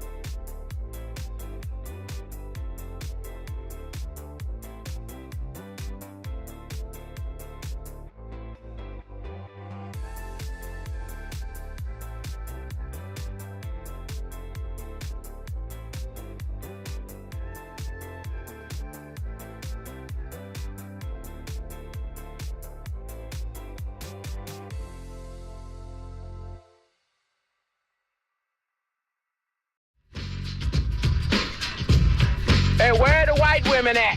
Harry Mays joining Middays with Marks, making his debut, his return to the station. Jason Bertitas tomorrow will be the co-host. So that chair, Ray, we got to keep the chair warm, all right? You're also going to be, it's good. There's going to be one day per week where it's just me and you. because we were at Rally House the other day, and the feedback I got, it was just Ray and I was, wow, that was a great show. And it was a great show. Felt like a great one. So for people out there that are thinking like, oh, well, what if, no, Ray will be a big part of this show. Absolutely. And he has coming up at noon, News at Noon with Ray Dunn. Love that segment. Where do you hear this? Yeah. Oh, man, I can't even go to Wawa and get coffee without people yelling at me about News at Noon. It is funny to me. People are concerned, right? Are you going to be a part? I have a mic in front of me. So you're I hearing know how to turn on the mic. I'll be here. You're hearing it too. Yeah. Yeah, no, like I definitely had a lot of people like, well, Ray's, I'm like, no, Ray, believe me, Ray has no idea what I have planned for him. And the other funny thing about this, when the release went out that you were coming back and you were on the air, the release didn't have my name in it. Which, didn't? No. Which had people concerned. I had about half a dozen to about almost 10 people reach out like, I'm so sorry, man. I'm like, there's nothing to be sorry about. On Monday, I'm with John. I'm going to be on the air. I have a microphone in front of people like, you lost your job. I'm so sorry to hear that. I'm like, no, my job is still very much intact. Yes. I'm still on the air. Ray is not going anywhere. People were worried about me. He is Appreciate here. it. We're going to make him very uncomfortable in a lot of situations. Oh, that's good. Yes. I mean, you're not as uptight as I was told you're uptight. Who said that? Who said that? I probably know who said that. You have to guess. There's a few things I probably said, that's not a great idea. Yeah. Yeah. As you'll learn with me, I'm not uptight. And, I'll talk about it. Same thing with Harry. We don't care.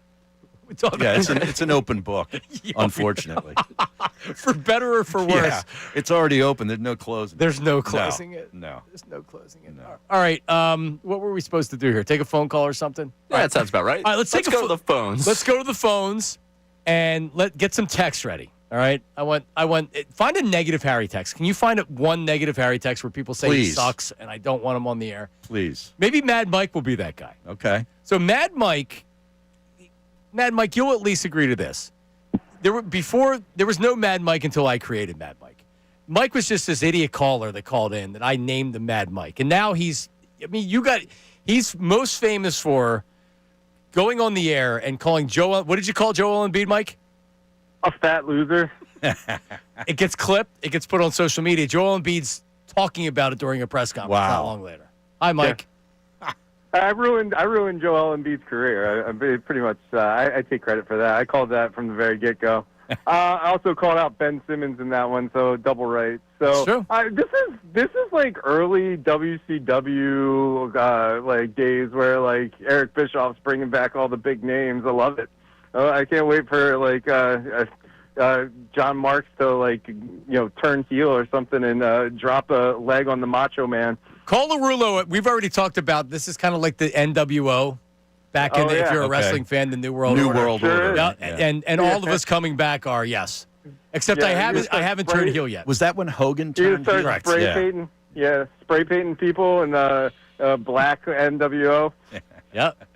All right, what do you got today? So Mike, I'm sure you're happy. That was a great win last night. I'm sure you're happy. You know what? Over under. How many booger eaters are going to call and quote Rocky about the impending comeback of the Phillies?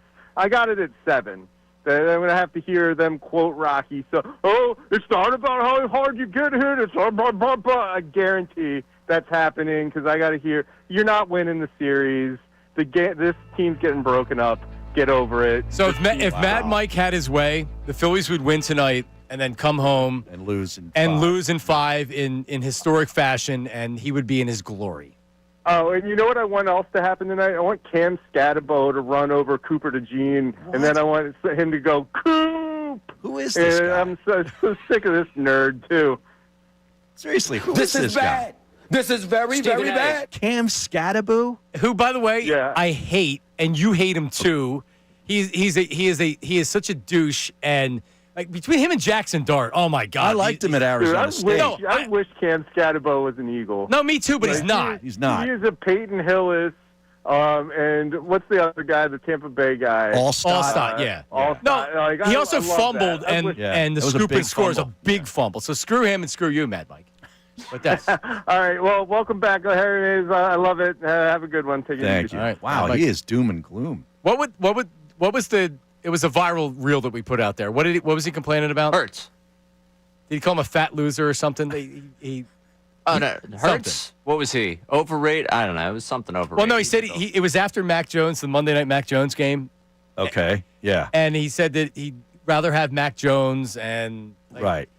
Mac Jones with Shanahan works. Mac Jones anywhere else probably doesn't work. And what I said was, all right, put Jalen Hurts on that team, and the 49ers are probably better. No doubt. Put Mac Jones on the Eagles. Mac Jones doesn't look like the Mac Jones you see in San Francisco. No, sir. Give me a text. What do you got? Oh, I'm still looking for the one that's, I'm against Harry. A lot of people now send one. excited about Martinez. What's the text? All right, yeah, so what's the reaction to Martinez? Oh, that Harry Mays and Tony Bruno was gold. We've got this nostalgia. This nostalgia today is fantastic. I thought the Phillies win last night was great, and then I got Harry Mays on my radio today. Yeah, I mean, this is like, I could go all day with great texts about having Harry back. It's not, it's like, I want to make this clear. This is not just about nostalgia. Right. This is about creating something new. Right. Right. We're 10 years older than you when we can't last live worked in together. the past. No, Yeah. so we're always going to have fun with the past, but this is about what we can make going forward. Right. And that's what this is going to be. We're going to have fun with the past. Remember what this is from? You come into our house, you should get your behind kicked. That was Lamar Thomas. That was a fight on the field. He did the color With for the Miami Hurricanes. Yeah. He was advocating violence on Right. the field. He got fired for it. Yes, he did. Yeah. That was a game that I think was televised during the week on ESPN, like a Wednesday. It was a or Wednesday or a night. Thursday night. Yeah. It was. I got a -1 for Martinez. What you got? On the live chat on YouTube. No way. Sean says, never could stand Martinez. He was always so smug. Yeah, Martinez didn't have the Q rating of you. Well, I mean, yeah, but he did it. Like that was part of his act. He and Mike worked with Yes. that was a worked. great show. It Yeah, was. that was a great show. Yeah, it was great. That was definitely a great show. Jason certainly. When people ask me about like you worked with Mike, Jason worked with Mike. Jason was a much better producer than I was. That show was he did a great job working with Mike. He really did. Yeah. He really did. All right, coming up. News at noon, and then you talk about a blast from the past. Now he's not going to be co-hosting. But Jose from Norristown makes his Midday with Mark's debut. Are you serious? What up? We have a What Up remix that I don't remember. It says Jose from Morristown, but I know it's Jose from. I recognize his phone number, believe it or not. Okay. Boy. Yeah, I allow these callers to text me. I know. By the way. Yeah, that's like Herb from How does Northeast that Philly. work? Herb from Northeast Philly sent me shirtless pictures of himself. Are you serious? During like a Phillies game or something? He was in Brazil. Oh man. For the Eagles game. I'm like, is this guy shooting a shot right now? What is he doing? Why is he sending me half naked photos? Wow. Herb doesn't have a great physique. That's a risky road trip to go see the Eagles when they played in Brazil. I would have never went to No way. Tampa's bad enough. You send me to Brazil? Tampa Jesus is like Christ. a foreign country. It's terrible down there. All right, Jose from Norristown makes his debut. The news at noon. What does Ray have for us today? I don't know. Find out. That's next. Middays with Marks. Now on 97.5 The Fanatic Sports Update. Still alive. I'm Ray Dunn with this Fanatic Sports Update. The Phillies season continues after an 8-2 win over the Dodgers in Game 3 of the NLDS. Aaron Nola, Ranger Suarez combined for 7 innings, allowing just 1 earned run. The top of the lineup showed up, 7 for 13 in the game. Kyle Schwarber, a pair of home runs, including the home run that tied the game and turned the tide for the Phillies. Yamamoto with a 2-0 pitch. Swinging a high drive into right field deep. That is way, way back. It is way, way gone. My goodness. Now, Game 4 tonight. Trying to stave off elimination one more time, get this series tied, and bring it back to South Philadelphia. Game 4 is at 6:08 tonight. Tyler Glasnow against Christopher Sanchez out at Dodger Stadium in L.A. Up at the Meadowlands tonight, Eagles-Giants. Thursday Night Football, 8:15 on Amazon Prime as the Eagles try to get to 5-1. And the Flyers open up their season tonight against the Panthers. 7 o'clock puck drop for that one. You can listen to it live right here on The Fanatic. This update is brought to you by Rapid Radios. Rapid Radios instant push talk walkie-talkies with nationwide LTE coverage. For a limited time, get 60% off and free UPS shipping at rapidradios.com. Use code RADIO for an extra 5% off. I'm Ray Zone on your home for the best birds coverage, 97.5 The Fanatic and 97.5thefanatic.com.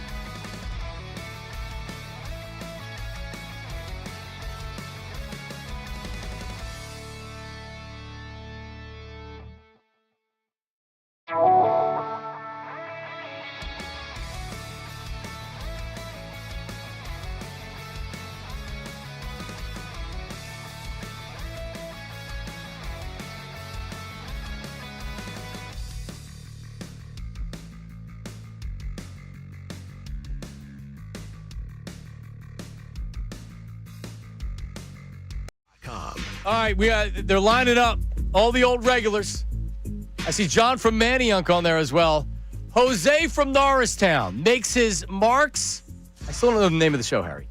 Middays with Marks. Middays with Marks. Debut. But I'm Midday Marks. You're Midday Ray. Yes. You're Midday Maze. 97.5 The Fanatic. WPEN Burlington, Philadelphia. WPEN HD1 Burlington, Philadelphia. A Beasley Media Group station broadcasting live from the Comcast Business Studio, powering possibilities. A lot of the same faces from when you were here in the sales department. I walked you down today to see all the salespeople. That was cool. Yeah, Paul Blake, Matt Cowper wasn't here this morning. No, he's playing golf, I think, today. Business golf? Yeah, business golf, of course. Is there any other kind? And you're a big golfer? I like it. Yeah. I play a lot. I'm not very good. Well, but you have your golf podcast. Yeah. I couldn't have any less interest in golf. Of course. Which is... I don't blame you. Yeah, I just like Ray Dunn. I don't think Ray Dunn's no golf guy, right? In terms of watching it, no. I mean, I'll go out to a course. I also am terrible. So it's not necessarily the most fun thing for me. But I'm not, I'm not trying to bring people to the game. No, if you like it... I'd rather shrink the game than grow the game. Yep. That's awesome. You're funny. A lot of people... Seriously. A lot of people want to see a bigger audience. You actually I want you want less people. Yeah. Make it more niche. Exactly. Do you remember, we'll get to the news in there. Do you remember the first catchphrase of the station? This is when I was just starting in radio. Embrace debate? No, it was great sports debate without the hate. Right. Because they were trying to play off of Howard Eskin being this negative, you're an idiot, you're a dope, and you're if a you listen, moron. You're a moron. So I took the great sports debate without the hate, and my philosophy was great sports hate without the debate. Right. I didn't want debate. I wanted hate. Right. And I remember they were like, what are you doing? And I'm like, well, what are you doing? Exactly. Great sports debate without the hate. That's not fun. Where you have debate without arguing. Shut up. It's dumb. All right. So, by the way, the 12 o'clock hour, Harry Mays, brought to you by Service First HVAC, offering 0% financing for 48 months, rebates and tax credits up to $4,300 when purchasing a heating and cooling system. Learn more at ServiceFirstHVAC.com. It's time for the news at noon. This city needs its news. Now, it's time for... I'd like to be remembered as a good newsman. The News at Noon. That's the coolest story I've ever heard in my entire life. That's insane. With Ray Dunn. That's right. Stories you don't care about from the guy you certainly don't. And I can just paint the picture for you guys last night. Great win. An undisclosed number of Coronas later. I'm making my way back home. And I see this clip on Twitter. It's Vladdy and it's David Ortiz just going back and forth about the Yankees losing. And it had me dying. And that was the point, I think, when I texted you back that I need to go to sleep. Because the energy had worn off of them winning. And I realized you had probably had one too many tonight because you're laughing hysterically at this video like it's the greatest thing that's ever happened. But here it is. David Ortiz, Vlad Guerrero Jr. celebrating the Blue Jays beating the Yankees and ending their season. Dale, da Yankee lose. Da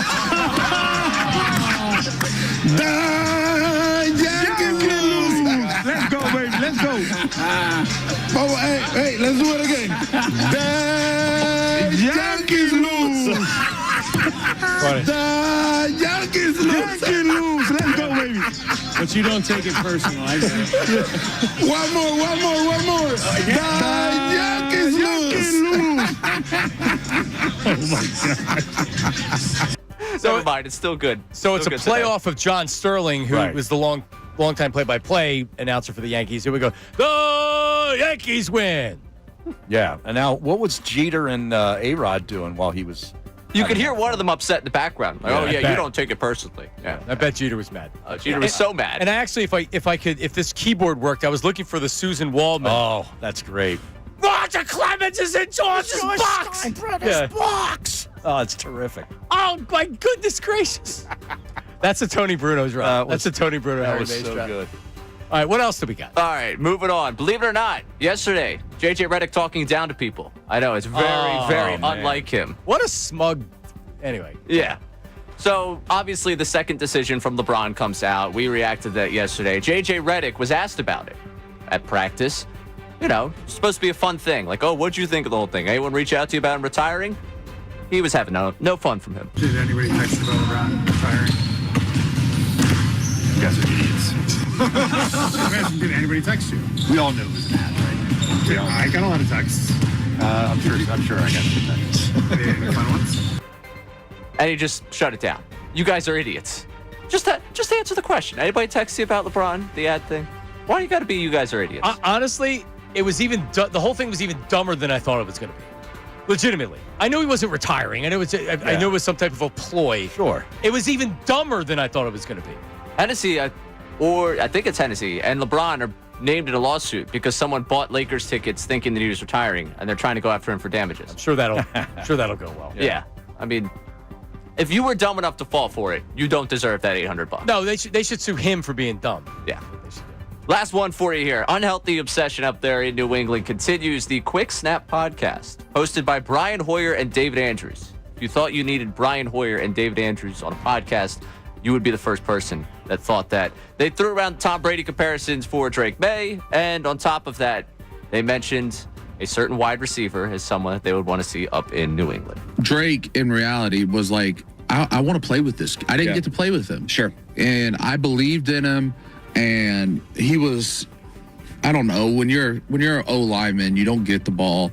But I think what I'm trying to say is, hopefully now these pass catchers are seeing what Drake's doing. Yeah. And you're going to see the effect of like the Tom Brady type of effect where people are like, okay, I could go to so-and-so for this and come to the Patriots for this.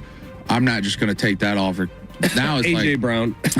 now it's like, I'm coming to New England because this guy is the deal and he's going to get me the ball. You beat Josh Allen. Wow. And now you're Tom Brady. And New England, you listen up there, Sports Hub. This obsession with AJ Brown is unhealthy. I feel for them. Well, I mean, honestly, and it's not going to happen now because the Eagles are trying to win another Super Bowl. Could AJ Brown be traded in the offseason? Absolutely. Absolutely. Yeah, absolutely. Yeah. With the dead cap still? Why? See, what is the dead cap though? I think it's still a pretty substantial number going into next season. Yeah, like if there's ridiculous salary cap implications, then they're not going to do it. $30+ million when they traded Wentz, and we didn't think they were going to do that. Are they giving Eagles a first-round draft pick? Like, I love AJ Brown. I don't want him to go anywhere. But if you're running this boring offense, why do you need two wide receivers making $30 million a year? Yeah. I don't know. I mean, I'm not telling you that I think it's going to happen, but the problem is what you're referring to is they've been talking about this up there forever without realizing why would they trade their best offensive player, or not their best offensive player, but you know what I mean, a top wide receiver in the league when they're trying to win another Super Bowl. And there's like an $80 million dead cap hit. Make it make sense. It's 80? What was it 60? I think it's 50 and then 50 this and then like 30 next year or something like that. 30 I could see. They've done it before. But Wentz wasn't like, at that point you knew it was pretty much the end for him. But like, I mean, Brown it at his Did level we, though? right now. Well, I mean, we may have thought that. Well, it's a different position and everything else. He's going to be quarterbacking against the Eagles next week. Oh, I can't wait. Yeah. You kidding me? He actually looked really good in the London game, leading them back to win. The end of that game, that last drive was that was good. impressive. Now, it was a classic Wentz game, though. He's part of the reason you're in that scenario. He gets you out of that scenario. Yeah. He'll throw picks and then have to lead a comeback. Yeah. You don't get those game-winning drives without falling behind. That's right. $90 million. 90. Oh, yeah. That's what's it the next year? That's this to get year, out right? of Brown's contract, a dead cap hit of nearly $90 million. So you can space it out over June 1st. That is like whatever. Howie will figure. If Howie wants to move on, he'll figure out a way to move on. I just have a hard time believing it at that caliber. That seems like a lot. Okay, but it also doesn't the rest of what happens this year kind of determine if that's even a possibility? Yes. Because they're obviously at odds. If this crashes and burns. Yeah, then you almost have to move on. Right. The Phils won last night. Yeah, let's not worry about it. We have plenty of time to discuss their relationship. All right, coming up, we mentioned Jose from Norristown and some other notable callers. 610-632-0975. Also coming up, back into the Phillies, Mookie Betts talked about the pressure on the Dodgers now. We'll play that and your reaction. The Phillies force a Game 4 tonight. That's coming up. Middays with the Marks, 97.5 The Fanatic. John Kincade.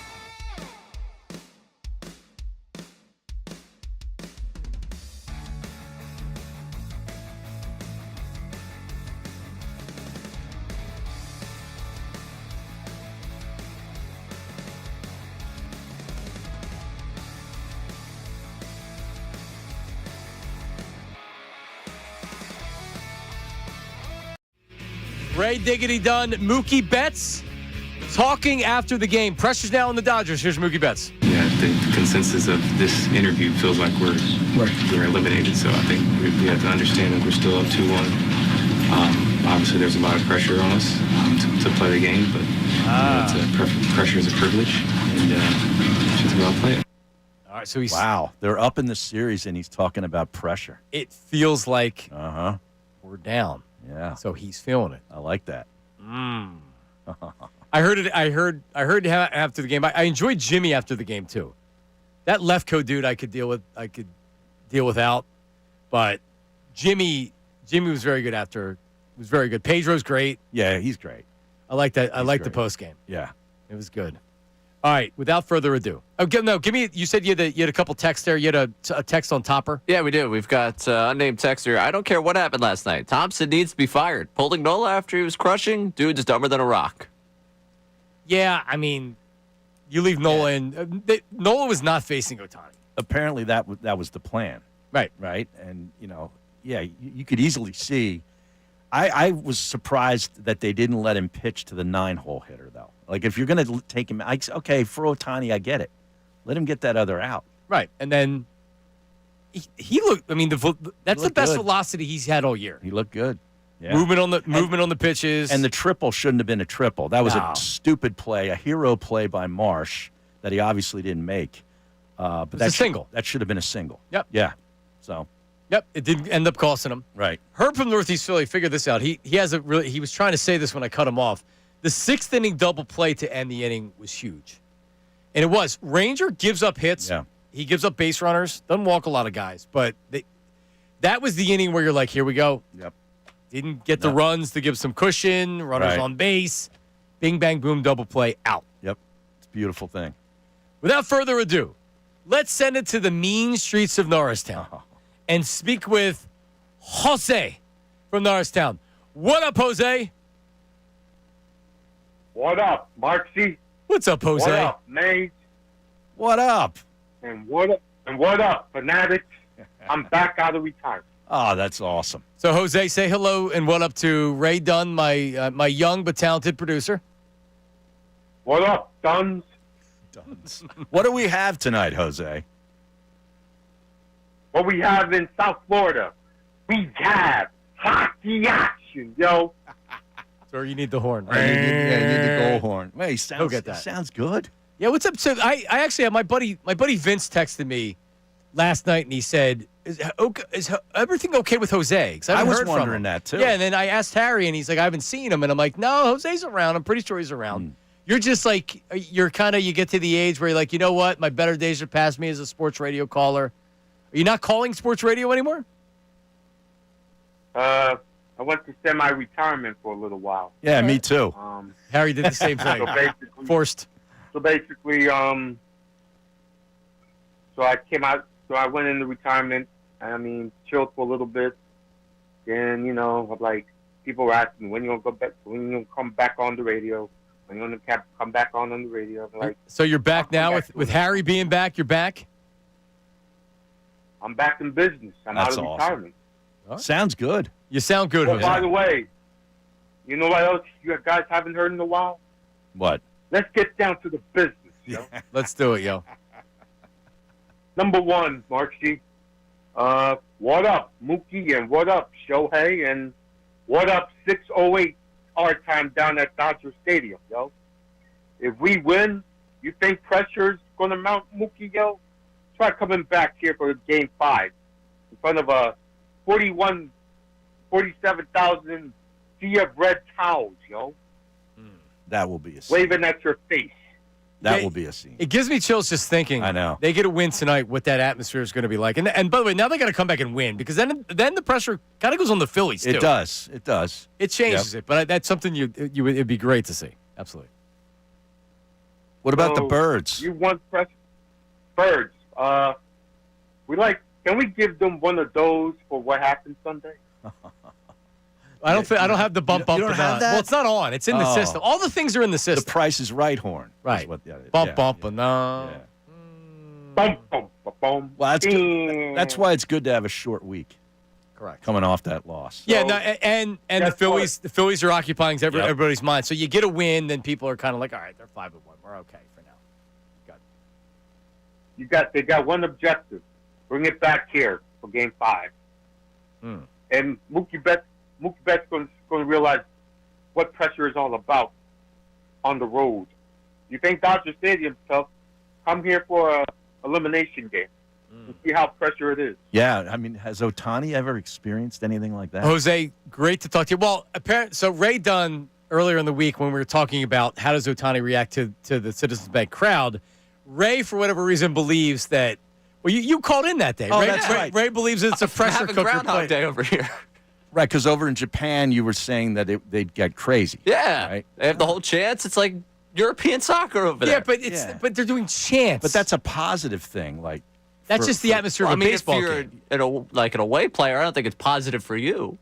Yeah, but it's not a drunk Philadelphia fan that's snarling and breathing all over the place. It's a lot different. Did he look real out of place in Game 1? Like Harry had said, Japanese, they're very polite over there. They're not like us. We're not polite. Ohtani's warming up in the bullpen to get ready to go in the game, and people are threatening him. Yes. In Japanese. They learn Japanese on a CD. So they can threaten him. Yeah. Come on, Ray. Verbal threats. Okay, and here's the other thing. You haven't done the legwork to actually prove that it is crazy over there. And you haven't done the legwork to prove that it is. Because that's not my point. But it's part of your point. You're saying he's never seen an environment like that. Right, but you have to prove that is the environment. I think it's fairly obvious that it's not the same environment.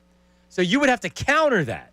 You're on the defense here. I don't like. No, put me on the defense. No, you're the plaintiff. I'm the defendant. I don't have to call a witness. You have to prove it. No, you have to prove it. I think it's Korea where they go crazy in baseball. I agree with you. Not North Korea either. South Korea. No, it's South Korea. Yeah. I don't know if they have baseball. I don't know if that other one. Yeah, they don't have much going on up there. That's fun. They don't have electricity going on up there, exactly. unfortunately, for the people. Yeah. Let's get Brandon in here. Brandon, go ahead, man. You're on. Brandon's calling from Nashville, Tennessee. Oh, wow. Brandon. Fellas, how we doing? Yeah, Great. what's up? I'm on my way back to Philly right now, and I don't want to brag, but the last time I came home back to Philly was in February when I watched the Birds win the Super Bowl. So I got good feelings about the Phils. Trying to bring some good vibes back to the city for you guys. But I wanted to ask you guys, what happened last night with Brandon Marsh getting hit with the pitch clock? What was that all about? Yeah, how about that? Yeah, that was a weird. And Brandon, thank you for coming back. Close. Yeah, safe travels, man. So I think it's fairly obvious. There's no reason to make that call there. No. He wasn't trying to stall because he was worried about the pitch or anything like that. Nope. And I know the umpire maybe isn't necessarily paying attention to the bat boy being out there or whatever. Put him down 0-1 in the count. That was the inning where Schwarber struck out, Harper flew out first pitch, and then, right? Yeah, I think so. Yeah. No, because he wasn't batting clean. Wait a second. It was. No, they intentionally walked Bohm. Yes. After that happened. After that. Load up the bases. Yeah. Bases were loaded. To get to Marsh, and he's already down 0-1 against a lefty who was really dealing last night, too. I mean, he didn't have much of a chance. You go down 0-1. Like I said, and when we first learned about the pitch clock, a lot of people said, "Well, what happens if something goes down in the playoffs?" And it's like, I think you shouldn't be as strict. They'd in the playoffs. relax the rules a little bit. We thought that was being a stickler for the rules. Right yes. there. In a situation with the bases loaded, you're going to give him a strike. Yeah, to start that off was crap. That was like when the play clock in the NFL gets to 0 and the referees kind of let it go for about a second. Yeah, they don't throw the flag. And it's fair. Like, it has to be really 0, like, all right, I got to throw it. Right. It's not when it gets to 0. It's when someone notices it's at 0. Yeah. Correct. Exactly. Coming up, Jimmy Rollins on the postgame. We have his reaction to the comments that Nick Castellanos made. Jimmy knows something about playing in Philly when we get a little bit crazy. Jimmy Rollins' comments coming up next. Your calls and your text, 610-632-0975. Middays with Marks and Mays. 97.5 The Fanatic. Now on 97.5 The Fanatic Sports Update. Still alive. I'm Ray Dunn with this Fanatic Sports Update. The Phillies season continues after an 8-2 win over the Dodgers in Game 3 of the National League Divisional Series last night in Los Angeles. Aaron Nola and Ranger Suarez going 7 innings Just allowing the one earned run. The top of the lineup showed up to the series 7 for 13, including 2 home runs from Kyle Schwarber, the first of which tied the game and set the tone for the Phillies. Yamamoto with a 2-0 pitch. Swinging a high drive into right field deep. That is way, way back. It is way, way gone. My goodness. Now, Game 4 tonight, 6:08 the start time for Game 4 as the Phillies try to even the series, send it back to South Philadelphia for a decisive Game 5. The matchup on the mound, Christopher Sanchez against Tyler Glasnow. Also tonight, Eagles and Giants up at the Meadowlands, 8:15 Thursday night football on Amazon Prime between those two NFC East teams. And the Flyers open up their season against the Panthers tonight, 7 o'clock start for that one. You can catch it live right here on the Fanatic. This update is brought to you by Rapid Radios. Rapid Radios instant push-to-talk walkie-talkies with nationwide LTE coverage. For a limited time, get 60% off and free UPS shipping at rapidradios.com. Use code RADIO for an extra 5% off. I'm Ray Dunn on your home for the best birds coverage, 97.5 The Fanatic, 97.5thefanatic.com.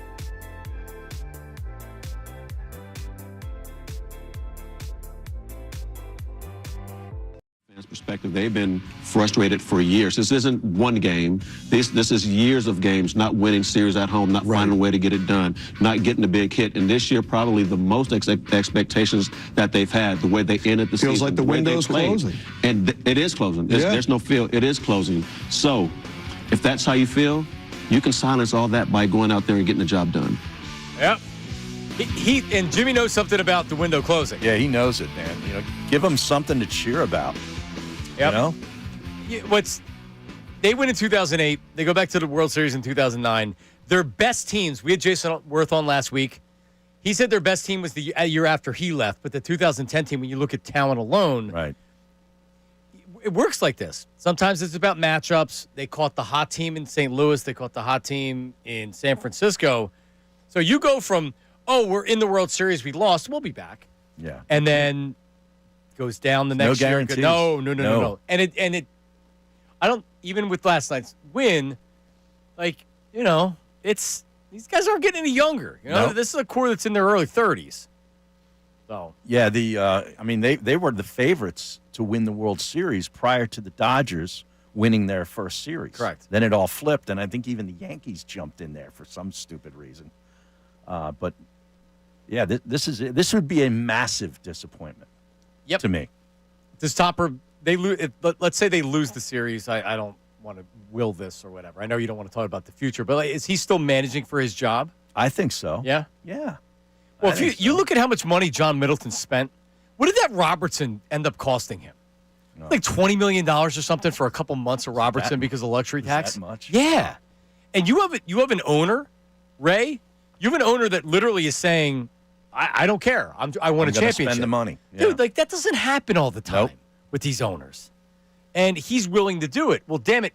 They're writing the checks that they're spending as much money as the Yankees and the Dodgers and the Mets, but they're right there with all these teams. The Mets spent $340 million and didn't even make the playoffs. How great is that? The money the Yankees have spent to not win a championship since 2009. And now the Phillies, the money that they spent since they signed Bryce Harper. Yeah. John Middleton is committed to winning, but it's not easy to do in baseball. The Wheeler injury is just it's a killer. Devastating. It's a killer. Yeah. Because he's the one guy that can give you length in a playoff game. He'd give you 8. You know what?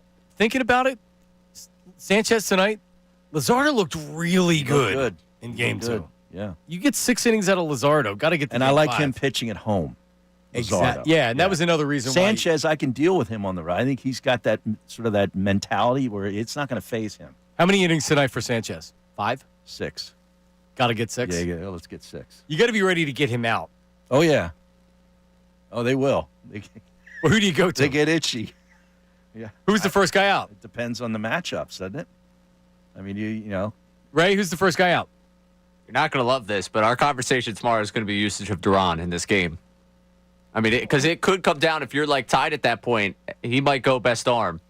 He's not going to Duran in the 6th inning. No, not in the 6th. But if Sanchez gets you through 6, I could see him going to him in the 7th to try and just you get as many outs as you possibly can, Duran. Okay, I won't argue with that. I don't think that happens, but I won't argue with that. But let's say he only gives you 5. Who's your 6th thing? Oof. Robertson. Oof. Does that make you feel good? No. Yeah, that's a quick no. No, it doesn't. He used Kirkering and Banks last night. Yeah, they got to be ready to go. Kirkering scares me.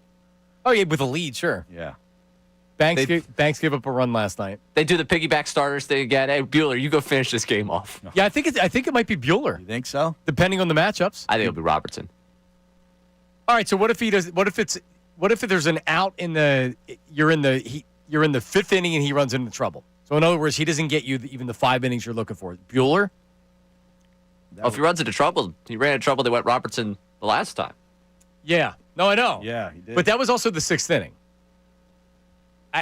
Yeah, probably. What the hell's happening? Like, you brought in Taiwan Walker last night. Walker. Yeah, no. No. Hey, top step Taiwan got to play in a postseason game. Did All you that hear- money did finally you- got into one. Did you hear Brian Anderson last night on the broadcast? He more or less said this game's over and they're not going to use Duran. And I'm like, shut up. Like, this game's not over. They're bringing in Taiwan Walker's going to come into the game. Are you crazy? Yeah, his stuff wasn't that bad. No, he looked pretty good. Yeah. He had good velocity. Yeah. Yeah, like Taiwan's okay. You want him coming in and runners on base I would be scared to death. but I'm scared to death with Robertson. Yeah. It's an elimination game. I'm scared to begin with.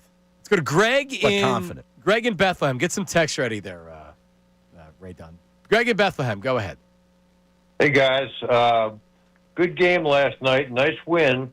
I thought the most optimistic thing that I saw was I thought that our hitters were a bit more selective. I mean, they still waved at some of the sliders in the dirt, but I think the last time they faced that pitcher, they bought into a lot of the splits that he was throwing in the dirt, and I didn't see them falling for that last night. Yeah, you're right. They were a little. I guess that just goes to show you the second time in a couple of days. You know, you learn from it. Yep. You know, but yeah, you're right. I'm sure there's some familiarity there. Absolutely. That was encouraging, though, and when they got a pitch to hit, they made contact. Yeah, it was a good anything that you were looking for to feel better as a Philly fan to win this series. You got all of it last night. All of it. Yeah. You didn't have to use Duran. Got some home runs. You got power. The guys are like now. They all showed life at the top of the order. Yeah, and I think that going to Los Angeles and getting out of the pressure of playing at home, and even though I don't think the crowd was toxic or anything like that, but now you're on the road. Now you're kind of playing with house money because you're not going to win the series. Everybody's against you. We're going to start Aaron Nola, and now you're just going out there and you're kind of playing with a looseness that you weren't playing with at home. I agree. They were very tight at home offensively, and the Dodgers are a very short favorite tonight. I know it's a light line. It's like in the 120s, isn't it? And it moved from this morning until right before we went on the air. Oh, I was on the BetParks app. Wow. Yeah, it is not a confident Dodger line. No, it is not. I'm going to look here. I have one here at 130. Okay. Dodgers at 130. But even that, I mean. Yeah, that's a slight, almost even favorite. Yeah. BetParks app has it minus 136. Okay. A little bit more right there. All right. Eagles are still 7.5. It's 7.5? Oh. I still like that. I love this game tonight. Yeah, I still have it at 7.5. So you like the Birds? Fangio against a rookie quarterback on a short week? Come on. Yeah. And Dart looked a lot different last week than he did the first They turned the ball over like crazy. Yep. And, like they have nothing at receiver, the Giants. Nope. I mean, Neighbors is hurt. He's gone for the year. The Giants' front against the two guards in the center is something I'm going to be watching tonight. Yeah. With Toth in there, Juergens is not right. Steen was sort of the weak link of the starting five.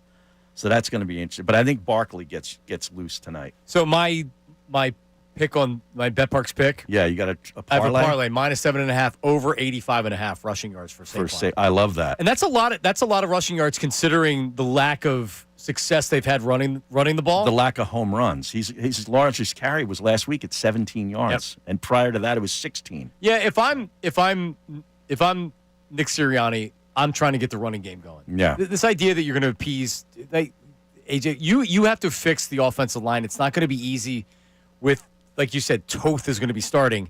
But would you rather be in pass protection 35 times, or would you rather say, you know what? Like, it's going to be a mentality all week. We're running the ball this week. Right. We're running the ball this week. I agree with you. Running the ball this week. I think, after the bye week, they won't have this offensive line right until after the bye week. They got 2 more games, I believe, after this. We got it's Minnesota. It's Giants, Minnesota, Giants. Right. And is that a Carson Wentz, Minnesota? I think McCarthy. Yes, it is. So McCarthy's not going to be back. I think it's.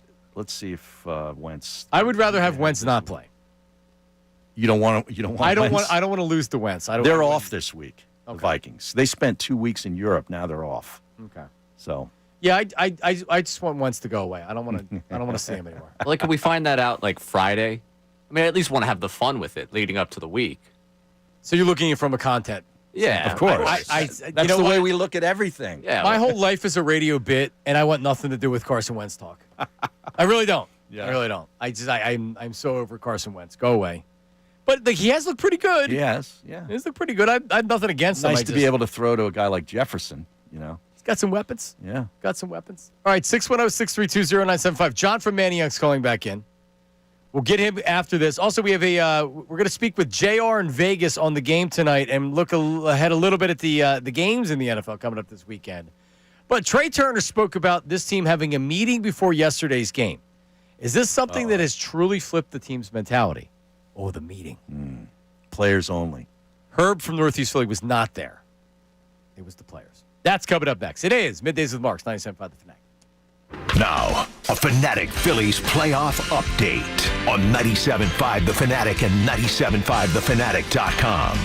Still live. I'm Ray Dunn with this Phillies playoff update. The Phillies extended their season. This isn't the last Phillies playoff update you're going to hear, and that is a welcome sign for us here at the Fanatic.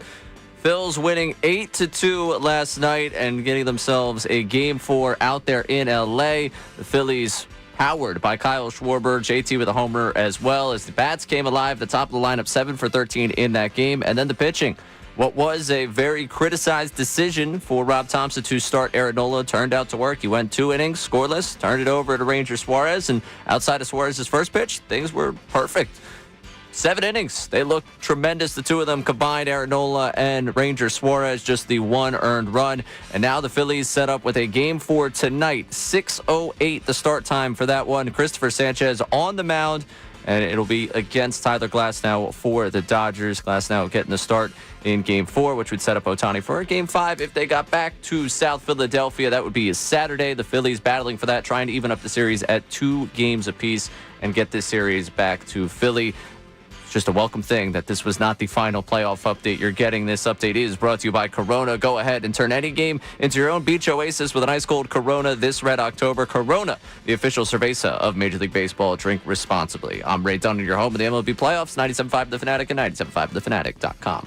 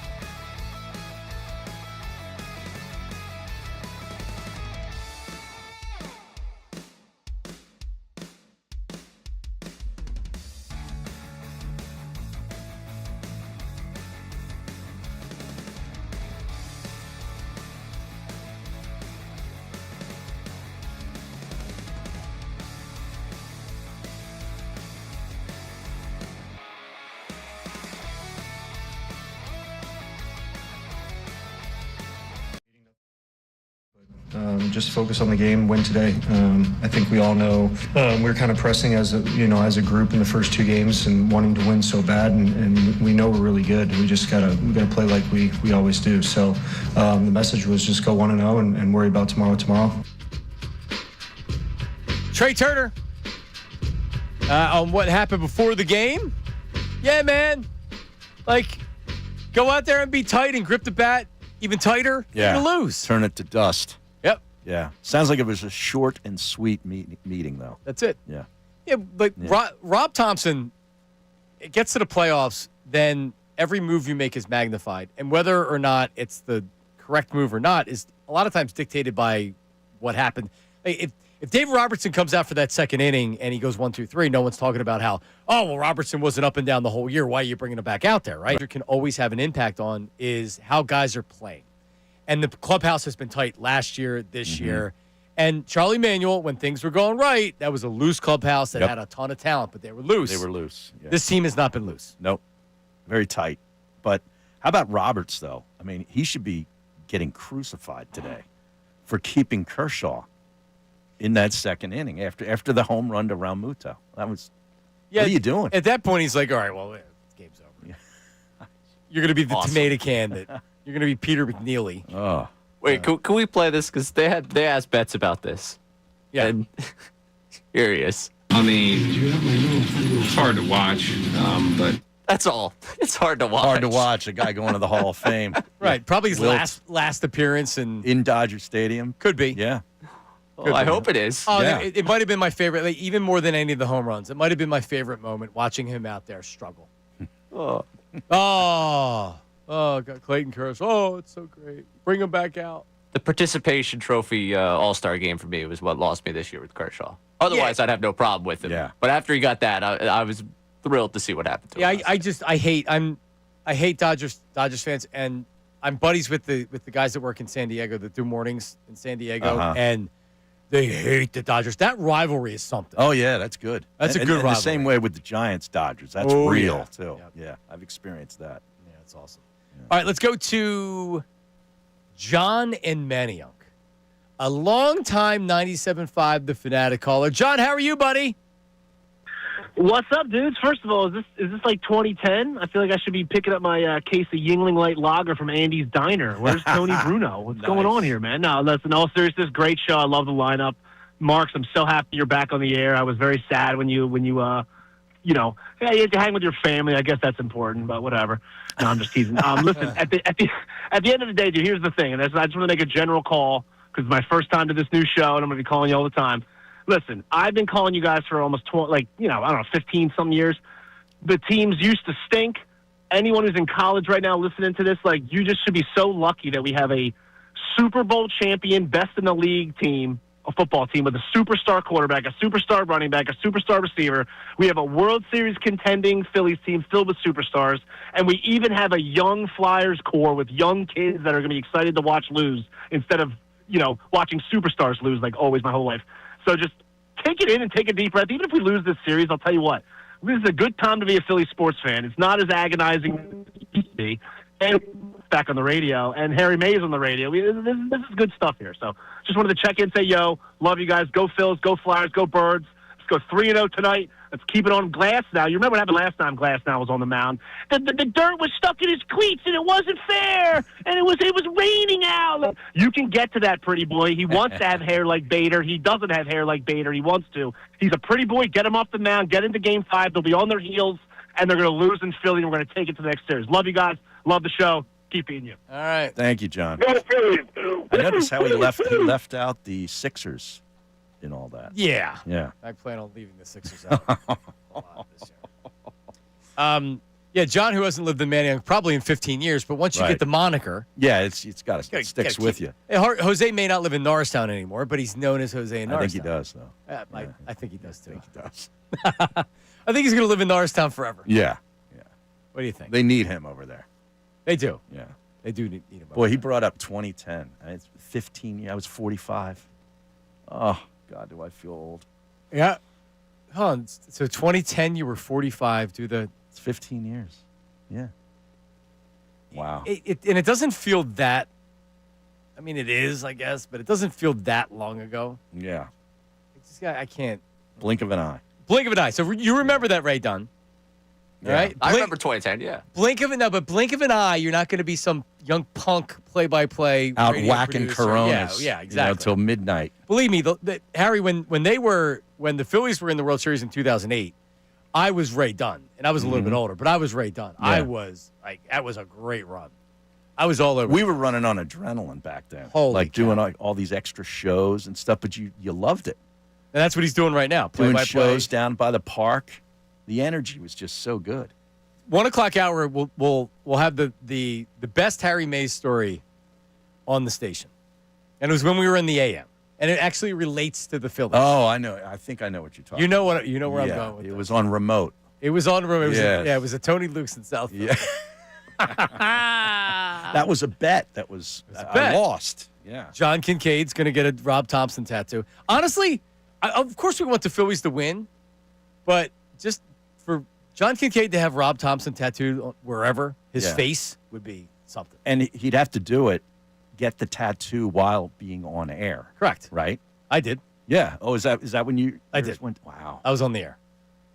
They brought in somebody to host that day, and they just went to me like I was a sideline reporter. Okay. So you were like off on the side in a chair. Yeah, the long snapper got the long. What was the old long snapper's name? Dornbos. No. After him. I don't know. They just got rid of him. Yeah, Rick Lovato. He was in the same place the same day getting the Lombardi trophy tattooed on his rib cage. Okay. On his flank. Yep. Wow. Yep. Same day. I don't know. It's crazy. It was. Yep. Wow. Ray had the opportunity to make a difference, and he passed it up. He had an opportunity to make history and get. Yeah, you could have had Rob Thompson tattooed on your body, and you refused. Yeah. When you put it like that, it sounds so enticing. Yeah. Well, I mean, that's your participation. Yeah, that's in the show. Yeah, that's what you're supposed to. You got it. That's your role, right? Yeah, that's my role. I Get permanent tattoos. Yeah, I remember signing up for that part. You can't have any pride. It's not a in pride. radio. It's not a pride concern. No? Coming up, we have winners for you in the NFL coming up this weekend. JR live from Vegas is coming up next. Big game tonight with the Birds. JR in Vegas coming up. Middays with Marks, 97.5 The Fanatic.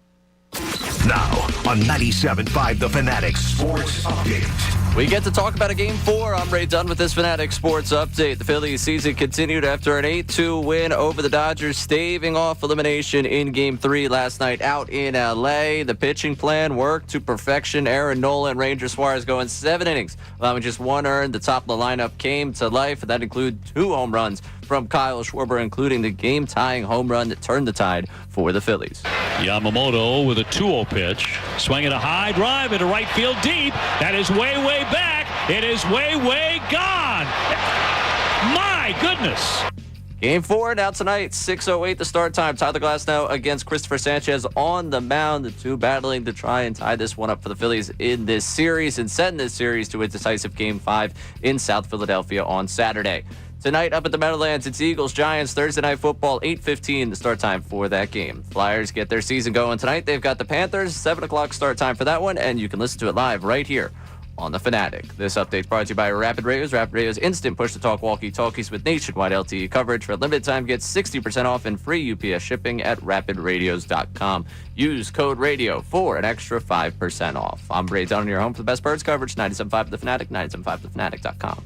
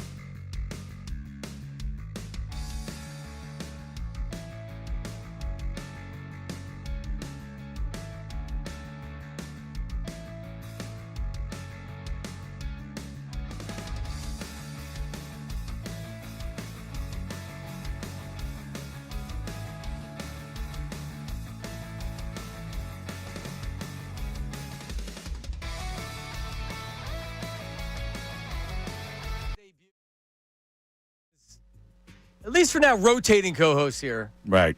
on the program. A lot of people have already hired him on the text board. Is that right? Twitter. Yes, you're hired. Permanent host, you're hired. Not yet, but yeah, Jason Martinez joins the show tomorrow, so it will be good. You are listening to Middays with Marks on 97.5 The Fanatic, WPEN and WPEN HD1 Burlington, Philadelphia, a Beasley Media Group station broadcasting live from the Comcast Business Studio, powering possibilities. Now, JR in Vegas is joining us. Harry, I spoke to him yesterday. Yeah. Because, I just started back here or whatever, so I haven't had any of our handicappers on. And it's like, we actually, 15 years ago, we know JR in Vegas. Right. We worked with him before. Yeah. I was a client. He had mentioned that. He had mentioned that. The website is takingvegas.com. Takingvegas.com or 888-9-WIN-NOW. And we can tell you, this dude's got winners. And JR joins us right now. JR, how are you, buddy? I'm doing outstanding, John and Harry, to both of you. I salute you guys. But look, I got to tell you, man, this is all about, like you said, making money. We've got the best strategies, the best games.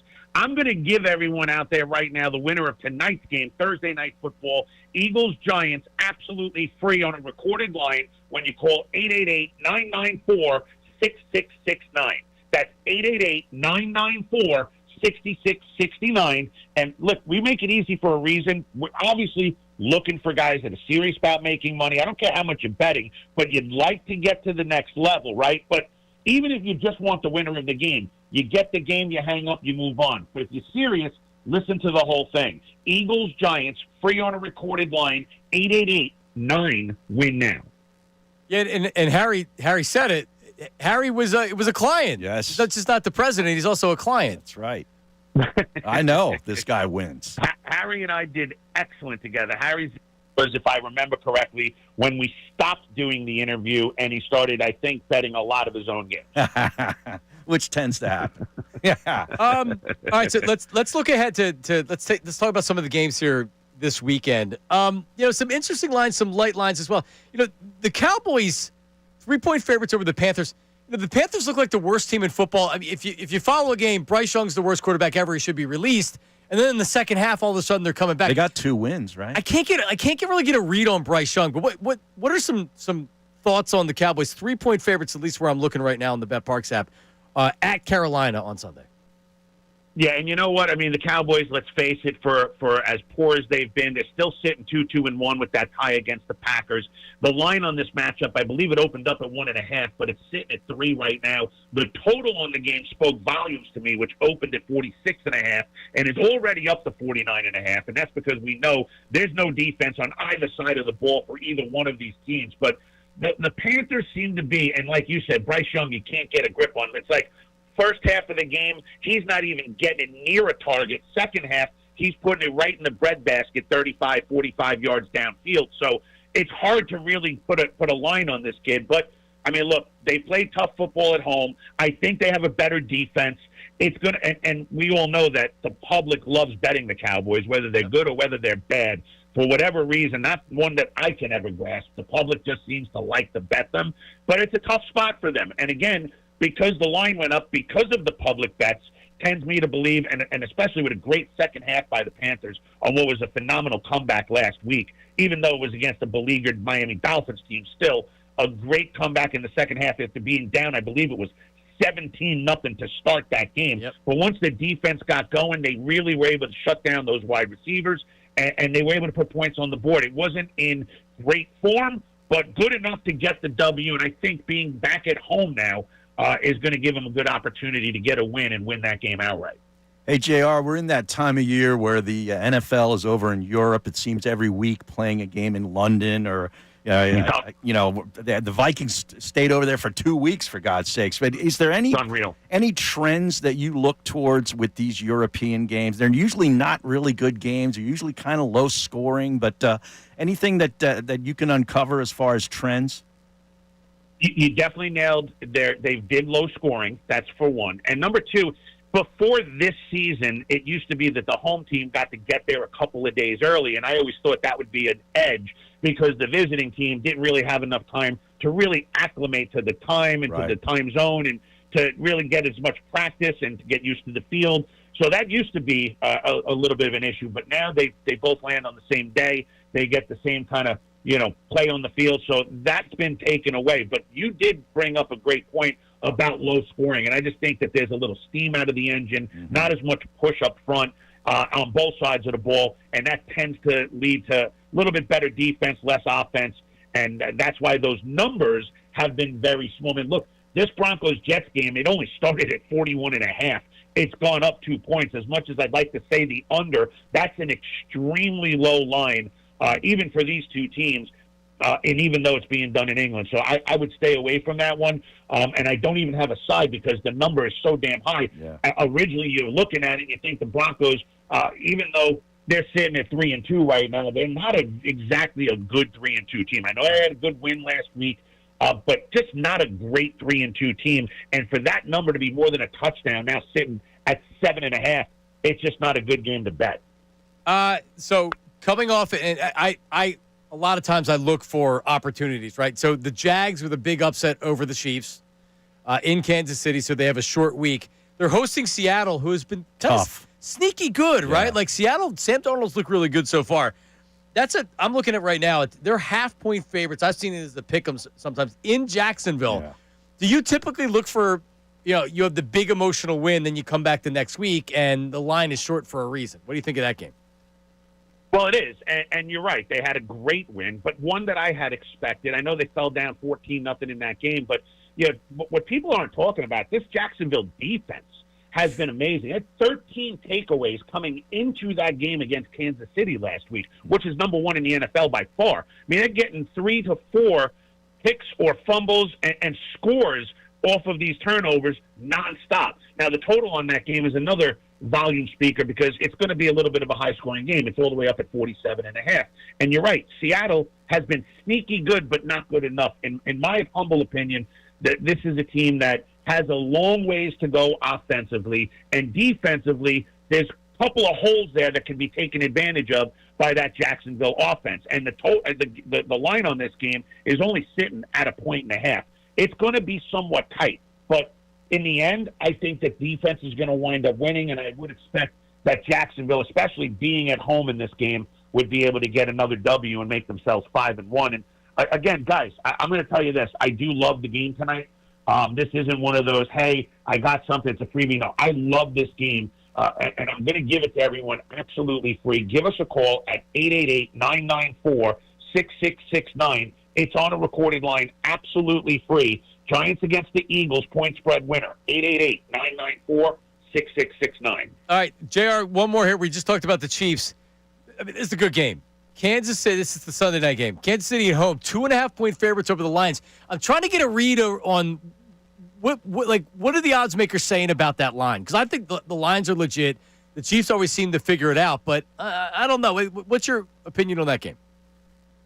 First off, I mean, this is not the same Chiefs team, and we saw a fall off big time last year throughout the regular season. Even though their record was phenomenal last year, they were winning games, very, very close games. We're talking, they covered absolutely nothing. I mean, next to no games were covered on their 17 games last year. So, it's not a team that I think is on an upswing. Like when you look at stock, it's either going up or it's going down. Chiefs stock has been plummeting since the Super Bowl. In fact, I would put it midway last season. Not just injuries, but just overall, they're getting older, and they're not really replenishing. This line at 2.5, the steal for you to get on the Lions. The only advantage to the Chiefs in this game is the fact that they're at home. But if we're making a real line, and I mean a real line based on talent level right now, even though we know Mahomes definitely best quarterback in the league, hands down, but still, overall team, put it all together, the Lions are a far superior team, and if it was a neutral site, would easily be a 3.5-point favorite. What do you think 3 would cost you in that game if you want to take the Lions? Take it up to 3.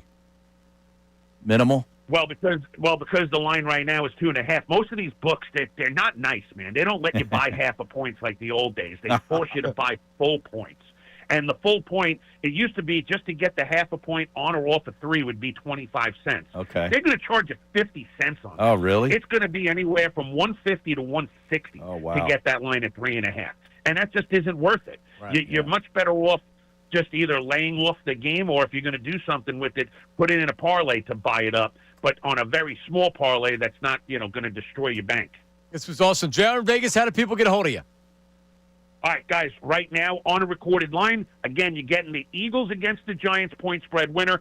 It is absolutely free. There are no strings attached. We are here to make people money, plain and simple. Call the number, 888-994-6669. That's 888-994-6669. Check out takingvegas.com. I also do a podcast that you guys, I think, will enjoy. It's called Bet Big, Talk Loud. And at the end of the day, we're here to do one thing and one thing alone. That is go out there and make you guys some money. So give us a shout. 888-9-WIN-NOW. JR, thanks, buddy. We'll talk. Beautiful. Great stuff, man. He's not there. He's gone? He's gone. All right. I like the under tonight. Here's the tagline. Yeah, and I think it's going to be one of these, 23s. Well, it's an NFC East game. Yeah. The Giants aren't, like you had said, Neighbors goes down. Yeah. The Eagles own the Giants. Yeah, they do. They do. Scatterbo. Yeah. I hate him. Jackson Dart is really irritating. And I think he's going to be good, too. I think he's like going to him. be good. Yeah, I like him. Yeah, I do. I did like him in college. He with Lane Kiffin was a pretty good tandem. It was a good duo. Yeah, it was. Yeah, I think they got a quarterback. But they don't have, we had Jordan Renato on yesterday. Uh-huh. He said that there's 22 starters between offense and defense. The Eagles have better starters at every position. Every position. With Neighbors now being out. Even with some of those guys in that defensive front. I mean, he said it, not me. Because the Giants are supposed to be good at getting into the pass rusher. Yeah, Burns is good. Yeah, Burns is really good. Yeah, And no, some of the yeah, guys that's in not that true. front are good. Yeah, that can't be true. But his point is that the Giants don't have a lot of talent. Right. Yeah. I mean, like you said, wide receiver, they're really banged up. Their offensive line isn't very Not good. good as usual. I love Vic Fangio in this spot. I mean, he's got to be licking his chops going up Love against. Vic Fangio. What does Vic have to say about the Phillies? Does he have a press conference? No, because they're playing tonight. He was right. It's the first 1-3.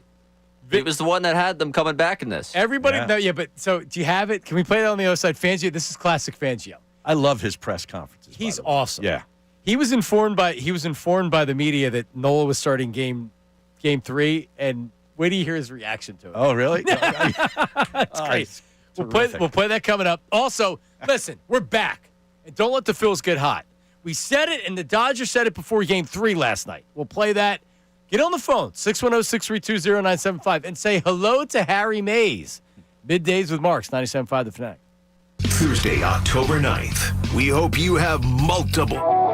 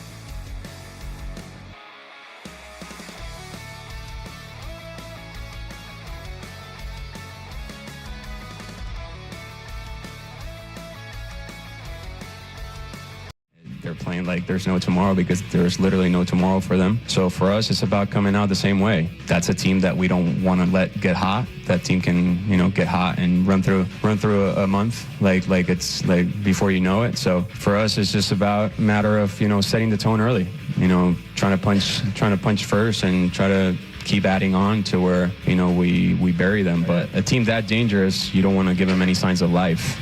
So that was pregame Kiki Hernandez. Wow. The Dodgers. Yeah. Yeah, you just wrote the script, brother. Thanks. They're on edge. They are on edge. Up 2-1 at home, and they're on edge. I love that. We talked about it yesterday. In a 5-game series is a lot different than a 7-game series. Way different. Because they realize one more game, and then they have to go back to Philly, and that's it. And you start playing tight. Yeah. Some early runs are scored. Also, Glasnow, I know, Glasnow's good. Yeah, he got, 5 outs against the Phillies a couple nights ago, and 2 of them were strikeouts. Correct. He's capable of tossing a gem. Yeah, he's good. Yes. So Sanchez. Yeah, absolutely. Yeah, this is going to be. Yeah. This is going to be good. The over/under is 8, I believe.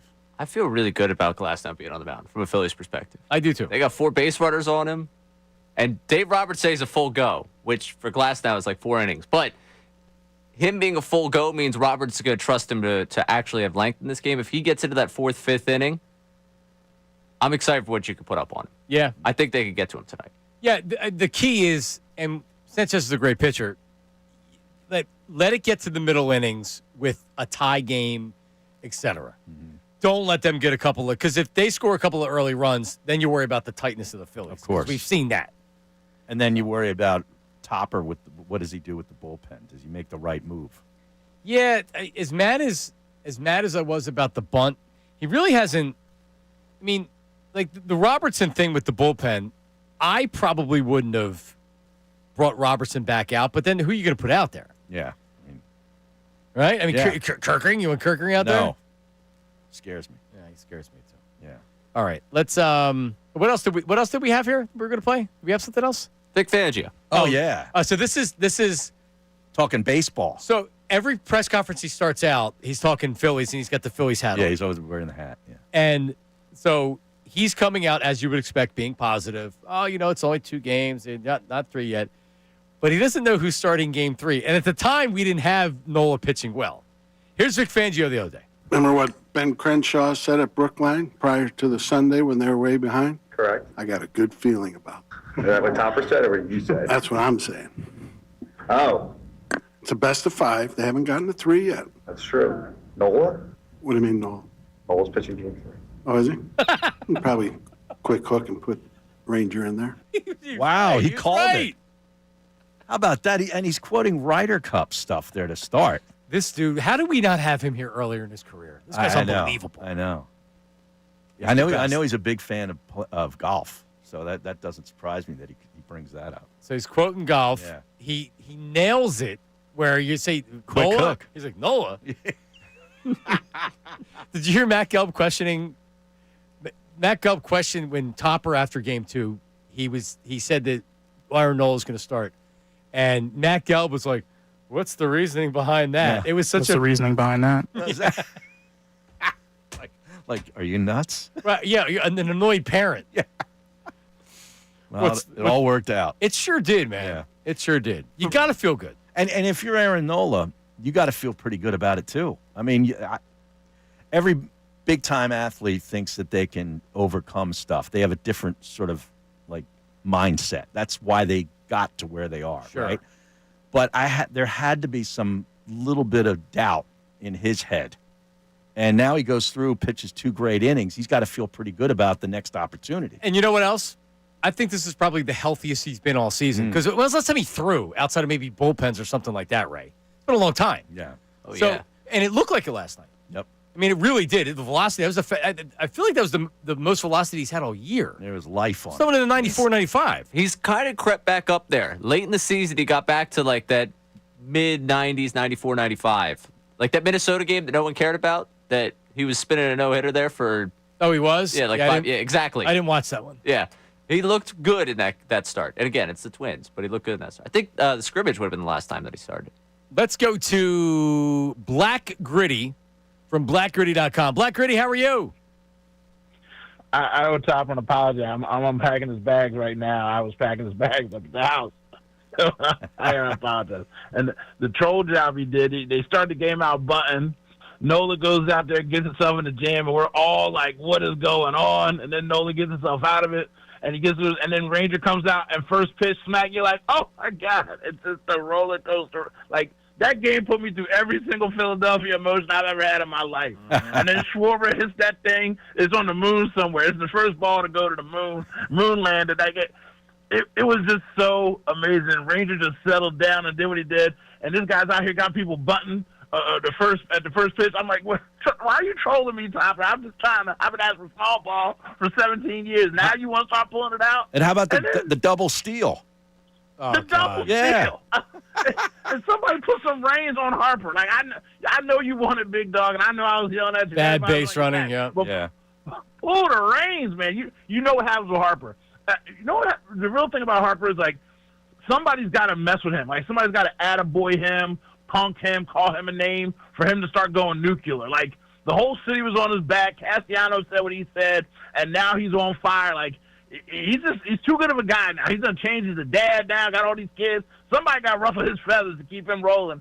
And there's nothing worse in life than having hope, Johnny Marks, because we still win in the World Series and we got a chance. And we got to get the job done today and come back home and get it done. I know the Eagles play tonight. I don't care. I know the Flyers start tonight. I don't care. It's powder blues and we can't lose. It was so crazy last night. I ain't slept, Johnny Marks. I love you. I love Philadelphia. Let's go. I'll talk to you later. Rack 'em. Rack that guy. That's a great call right there. Black Gritty from blackgritty.com. Yeah, like I won't take credit in developing him. He's just a natural talent. Yeah. Herb, he's my develop. I developed him. Black Gritty have a podcast too? I can listen to that. Black Gritty actually does. He'll go on YouTube with me. Oh yeah. He's been doing a show on PHLY.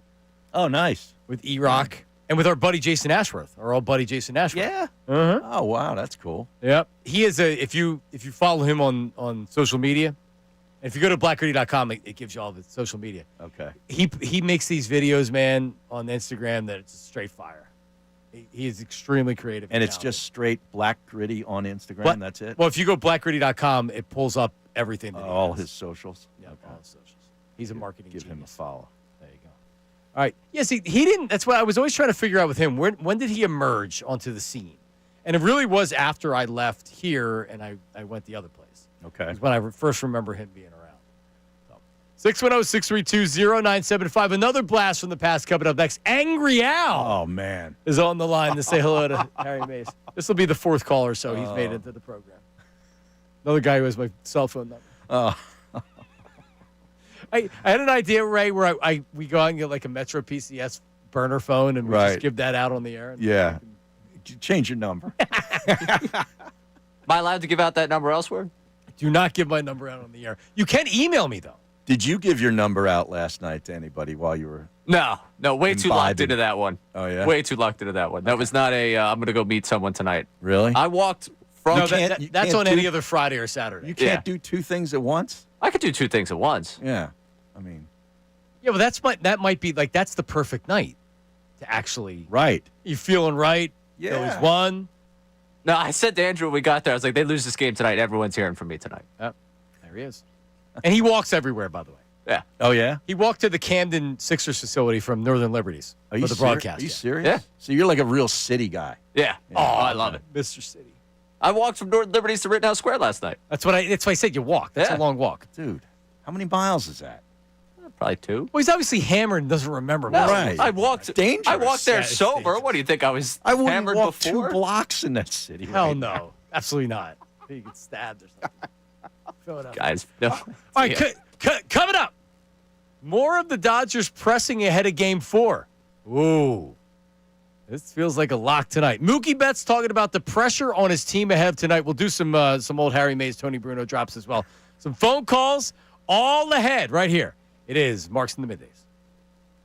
Now, on 97.5 The Fanatic Sports Update. More baseball to talk about. I'm Ray Dunn with this Fanatic Sports Update. There will be a Game 4 tonight at 6:08, and it's all because the Phillies won 8-2 last night over the Dodgers. Aaron Nola, Ranger Suarez going 7 innings, allowing just 1 earned. Top of the lineup showed up for this one, including Kyle Schwarber hitting 2 home runs. This one tied it up in the 4th inning. And the second one, obviously, bigger later for him. Take a listen to that 4th inning homer.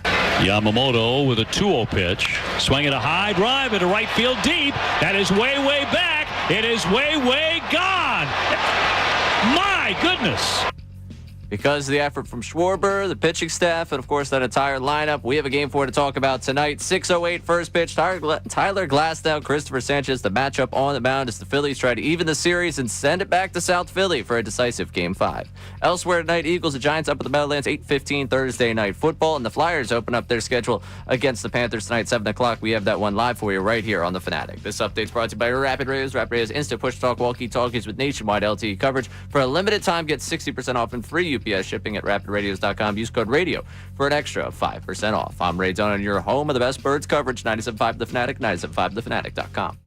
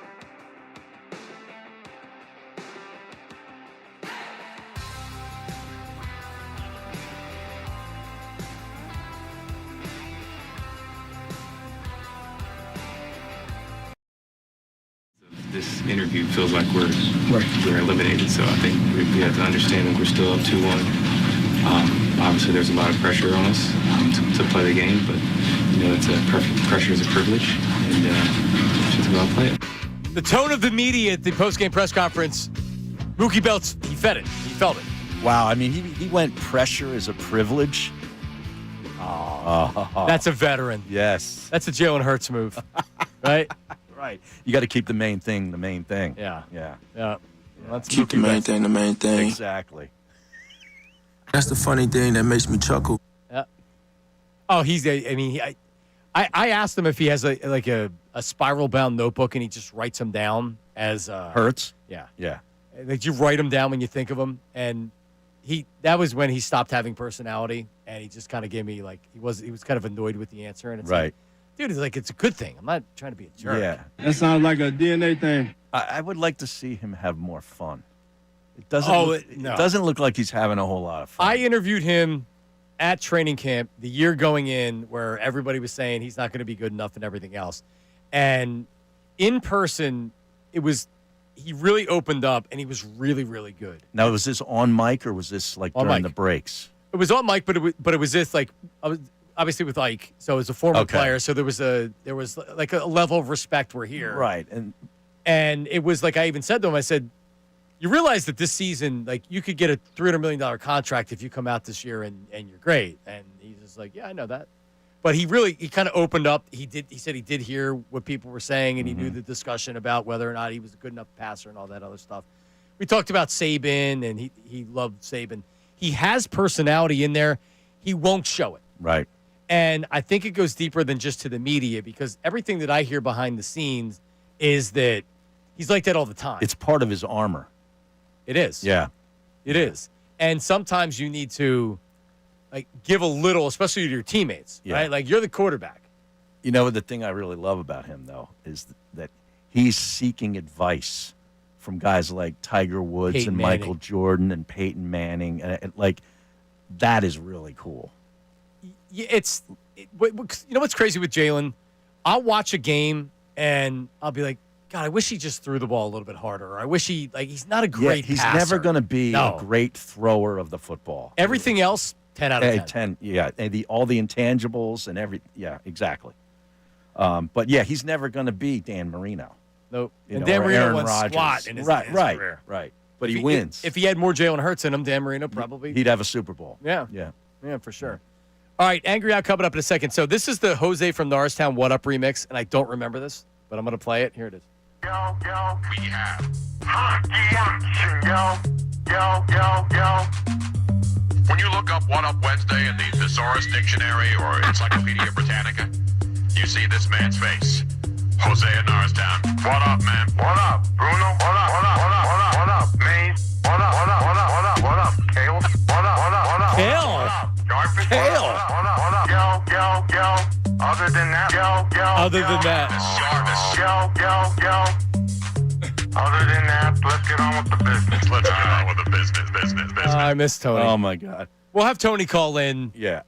one of the next times you're on. You know, he had some little health issue recently. Tony, I wasn't sure what it was. Is he all right? Yeah, he's okay. But I texted him. I said, dude, are you okay? You know, because I see all this stuff online and people are talking about it. And I said, I'm going to text him. So he gets back to me telling me what the issue was and finishes the text with, other than that. Like, he can't. It never ends. It never ends. No, It's his whole world's a bit. So once he did that, I knew he was okay. Get some facts and come back and see me. All right, if you had to give me one Bruno drop, what is it? Bump, bump, bump, bump? Yeah. Oh, yeah. So I'm not going to ask for that because I feel like that's too much of an infringement to use on this show. That was your show with Tony. That was Tony. Well, it was show. him, period. Yeah, that was Tony. Yeah. Tony. So, that would feel like to me that would be cheap.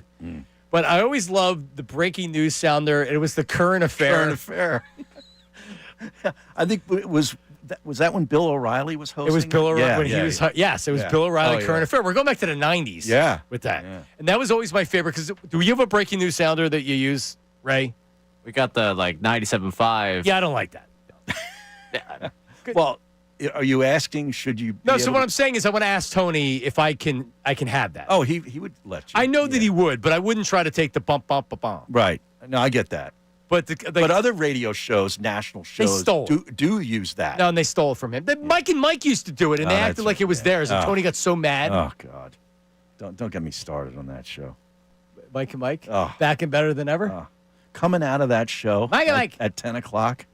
Oh, yeah, you were. Oh, it was my an uphill God. battle. I just remember when they were down at and by the way, Golick's a great guy. Golick's awesome. They were down at the Hard Rock Cafe. Yep. Doing a live show, and Greenberg was so pretentious and such like a big star, and he couldn't be bothered, and he kind of came out of this back area where the fans couldn't see him. Well, the old program director, because we were coming on the show afterward from the same location. Right. So I'm down there a little early.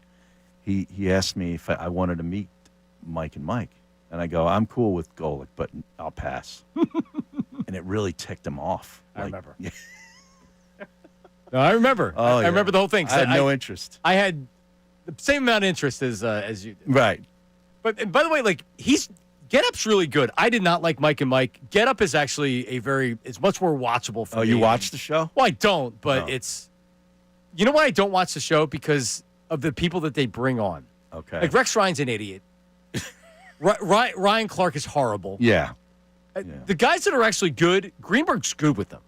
I think Greeny does a good job on the show. He's a good TV host. He is like a very good traffic TV host. cop kind of guy. Yeah. You know, getting in and out. And, I don't like because they're trying to recreate a little bit of First Take with having the hot take. The guys go on there and they do the fake take stuff like everybody else does. And they're told, they're like, you have to have something every day. But Greenberg actually does a really good job with the show there. What is the show that Stephen A. made famous? What's the name First of it? Take. First Take. There's some good stuff on that show. Well, it's because he's crazy. Yeah, he is. He doesn't even know what he's saying. I find him compelling. Oh, he's very. Wait till he's president. I know. You don't think he's going to be on the Democratic ticket? You're crazy. I know. What time's this break there, Ray? We're already up against it. Yeah, we're right up against it. All right, Angry Al is coming up, and then we have some text to finish out the show. That we do. Do we have a negative one? No, still haven't found a negative one. Geez. What up? And we let him off the hook. That's a Bruno Mays. That's a good one. Era. Dennis Green. Dennis Green. Yeah. The late Dennis Green. I know. What's this one? Gun is digging into my hip. I don't know that. I don't know that. No, I don't know that one. Two chicks at the same time. Wow, you might have to ask to use that one too. So if you Google Bruno and Mays soundboard, I don't know where it's from or who created it. There's literally a soundboard from the drops from your show. It's not on the Fanatic website. It's not? No. Wow. I sent it to Ray. Yeah, that's where these came from this morning. I was trying to get as many of them as I could back into the system. Who put What that don't together? you understand? One of the lunatics out there. Christian Bale. What is going on back there? Yeah. 610-632-0975. The ones of me like that was true venom, man. There was no act. No, I was angry. You were angry. Yeah. That's correct. That's correct. Hey, where are the white women at? That's another one. Coming up, more Middays with Mark. Some texts coming up. Final segment. And we'll leave you with Kyle Schwarber talking about dealing with adversity and official predictions. We got two big games tonight. That's coming up next. Middays with Marks.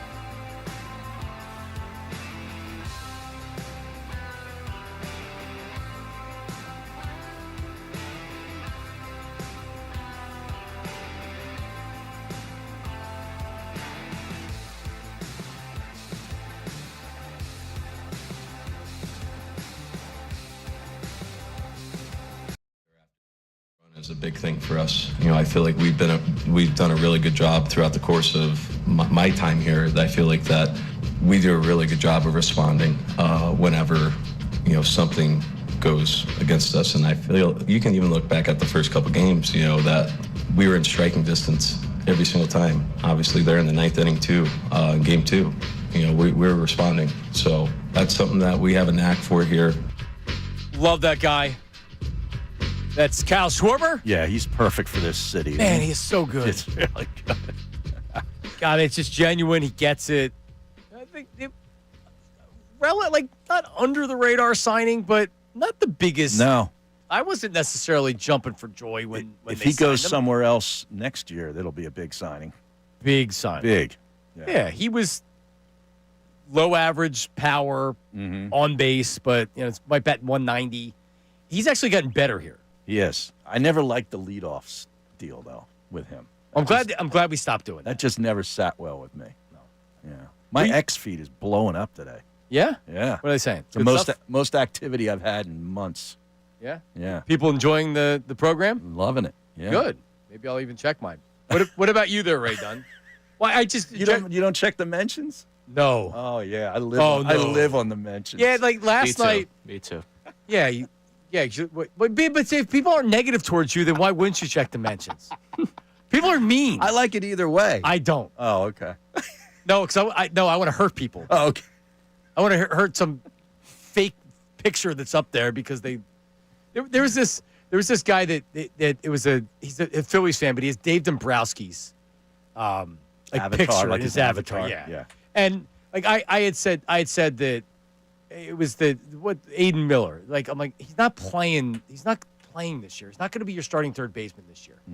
Like he's not ready. Like he's a kid. He hasn't played above the. Oh, you're an idiot. You don't know. It's like that stuff. It's like no, actually, I'm not an idiot. You're an idiot. But then you get yourself caught fighting with an avatar of Dave Dombrowski. Right, and you don't even really know who it is. I have no idea. The guy has no stones to really tell you who he is. But oh, good. At Harry Mays TU, by the way, is the and Instagram the same thing. Yeah, everything's the same. And I am same thing. JONMARKS Media, and Ray is Ray Dunn 975. But that's done with an E. With an E. Right. Yes. And I'm JONMARKS Media. You're without the H. I've got an E. Right. So we have to explain how to spell our names. Anyway, let's go to Angry Al checking in. Angry Al. Johnny Marks. There he is. People yell, Harry, people will yell across the grocery store, Johnny Marks. Yeah, of course. Al created it. It's his signature. It's his signature. Yeah. What's up, Al? What's up, Harry? What's going on, man? Where you been? Not much. Good to hear you. Yeah, thank you. What's happening, Ray? How are you? Oh, he's saying hi to Ray now. Good job. I told you we're going, Johnny. They're going to win it. You did. So I tried to have a bet with Al. He was 10 out of 10 confidence they're winning. Okay. And I said, well, shave your mustache if they lose. Now, is this before Game 3 or before the series? Before the series. Okay. All right. Yeah, before the series. He wouldn't do it, but still he was confident. Now they win a game. Now he's confident. Okay. Good job, Al. Puffing out the chest. Well, last night when Suarez gave the home run up, I knew right then they were going to win the game. I just knew that we got to come back now. They got a home run. We got to come back and do something. And Schwarber did. He responded. Yep. Man, did he ever. What a shot that was. Jesus. And tonight is going to be Harper's night. He's going to hit a banger tonight. Hopefully with the leadoff guy on and Schwarber on, it'll be a 3-1 bomb. That'll be great. That would be nice. You know what? It is Harper's turn. Yeah, it is. It's been a while. He's due. Yeah, he got a couple hits last night. So, but he's due for a big one. He's due. Yeah. He's certainly. Yeah, he's due for at least one home run, maybe two. Ooh. But we don't need home runs. Last night with that let's play small ball, double steal, and all that. Come on, man. That was great baseball last night. It's a good game. It's a good game. They need to hit home runs, though. That's how they make. That's how they score runs. That's them. Yep. Same thing with the Ryan Howard Phillies. Yeah. When it got cold, in October and they couldn't hit home runs anymore, they struggled to manufacture the runs. Exactly. Yep. Well, if Mookie Betts thinks he's got pressure now, when he gets back to Philly, the pressure is going to be even twice as much. and they're not going to stay. They're not going to be able to stand it. He's going to wish they'd have stayed in Brooklyn. Brooklyn Dodgers. I actually, Al, I'm more confident tonight than I was last night, and I don't think that's inappreciated. I'm not talking myself into it. Hearing the Dodgers after the game, and then just thinking about it. The Phillies aren't tight right now. The Phillies kind of like there's blood in the water, and they know it. Now, Game 5, if they win tonight, different story. True. I think the pressure. I think the Phillies might get a little tight on Saturday night. Yeah, there's pressure on the Dodgers, but the Phillies now, they're not in Los Angeles. They know they're going to be in front of their home park. It changes the dynamic of the series. Totally does. All right, tonight, Kyle Schwarber to hit 1 home runs plus 205. Well, what's Harper? Plus 320. Oh, I like that. I'm on the BetParks app. I do too. To hit 2 home runs, Bryce Harper's plus 3,400. I don't know about that one. We'll see how easy they go down pregame. Yeah, plus, how about 3 or more home runs? Schwarber's plus 10,000. Oh. Screw it, guys. Let's throw some money down. The game he hit 4, I predicted 2. And I'm not betting $100 on it, so it's not like I made 10 grand. But still, yeah. You throw a 5 spot. Actually, Matt Alba from BetParks, he put $5 on 2 home runs last night. Okay, that's what I love about the apps is you can just go small if you want. Yeah, you throw a 5. Yeah, you're not going to bet 100 on. It's not the 100 minimum. Yeah. Otani's plus 290 for 1 home run. Teoscar Hernandez, who I hate. Oh, you don't like him? I'd like him on my team. Yeah, I like him. He's got edge to him. Yeah, he does. The Phillies need one player with edge. They need one more player with edge. Castellanos is kind of that guy, but it's not the guy He's got a different edge. He's different. Yeah. That's for sure. All right, give me your final score. For the Phillies? Phillies. Let's see. The over-under is 8. I'm going to go 4-2 Phils. You think it's a close one? Yeah. 9-6. Oh, wow.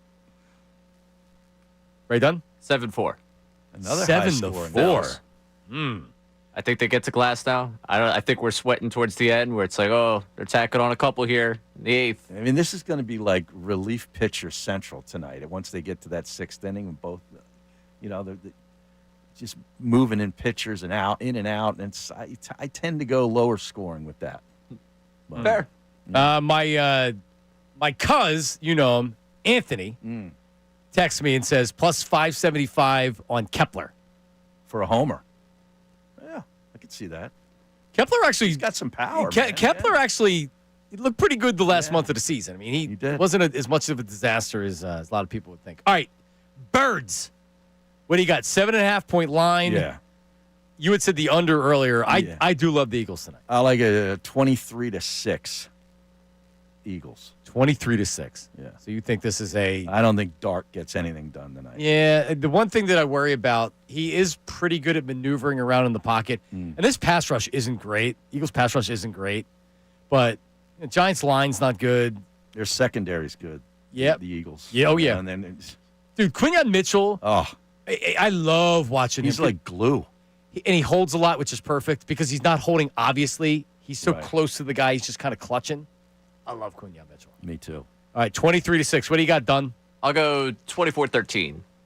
Birds? Birds. Yeah, sorry. No, I figured. Yeah. It'd be breaking news if you picked the What about Giants the Flyers? Flyers? Did you give an Eagles score, Johnny? Okay. 30-11. Well, that's going over. Yep. Wow. Yeah, I think, and I'm not even telling you that I think this is, the offense is solved. If the Giants are turning the ball over, you can score in bunches. Okay. So I think 30-11. Wow. 30-11. All right. How do they get 11? I'm not sure. What about the Flyers? They're I think Panthers are like minus 200 something. Do we have hockey action, yo? Yeah, we do. Well, I'm not going to. The Panthers Panthers have already played a game. They won on opening night. Is that right? Yeah. So they're through. I think, was that a home game, Ray? Panthers are minus 230. The Flyers are plus 185 on the BetParks app. It would be negligent for me to give a prediction because I know nothing about either team. I would go Panthers. Yeah, I'm going Panthers. Minus 230. Yeah. Okay, there you go. Yeah. Well, way to go on the flagship station for your Philadelphia Flyers picking against them. Jason Martinez will be on the show tomorrow. And, it'll be on the pre and the post game tonight. Couple texts before we get out of here, Ray Diggity. Yeah, we got someone chiming in. Who is this? John from Lansdale saying Phil's in 5 tonight. Isn't even close. Give me a 10-1 victory for the Phils. 10-1. Yeah, I'm getting way too confident here. Which Save some of those runs for Saturday night. what we were saying last night. Yeah. We got another texter here. Let's not forget we have Buehler available in the pen, who is a veteran and comfortable in that stadium. When we were talking earlier about Fifth what or sixth inning. Yep. Yeah, I agree. Fresh arm. I mean, you can go back to Kirkering if you need him, but the question is when you say no Kirkering, then you say who? Robertson's going to pitch tonight. I would say Robertson's probably the first. If you get 6 innings, Robertson's the first guy you're going to see. Anything else? You got about 40 seconds. We got other Phils in 5. That was it. That was all they wanted to tell us. Phils in 5. All right, and a lot of people hate Harry based on the text messages. Oh, yeah. Can we hatred. Find one, please? No, I tell you, I've read every single text. I can text 610-612. Yeah, do it. Harry's the worst. I usually do that during the 2 o'clock slot. Isn't the old program director listening? He could text in. Matt and Hagen? He might actually have tuned in today knowing that you were on. Yeah. Love Matt. All right, Harry, it's been fun, man. Yeah, a lot of fun. 4 hours actually went pretty quickly. Yep. So we'll do it again next week. I don't know. Yeah. Check your local listings for the date and time in your area for when Harry will be on next. Martinez is on tomorrow. Go Phils. Go Birds.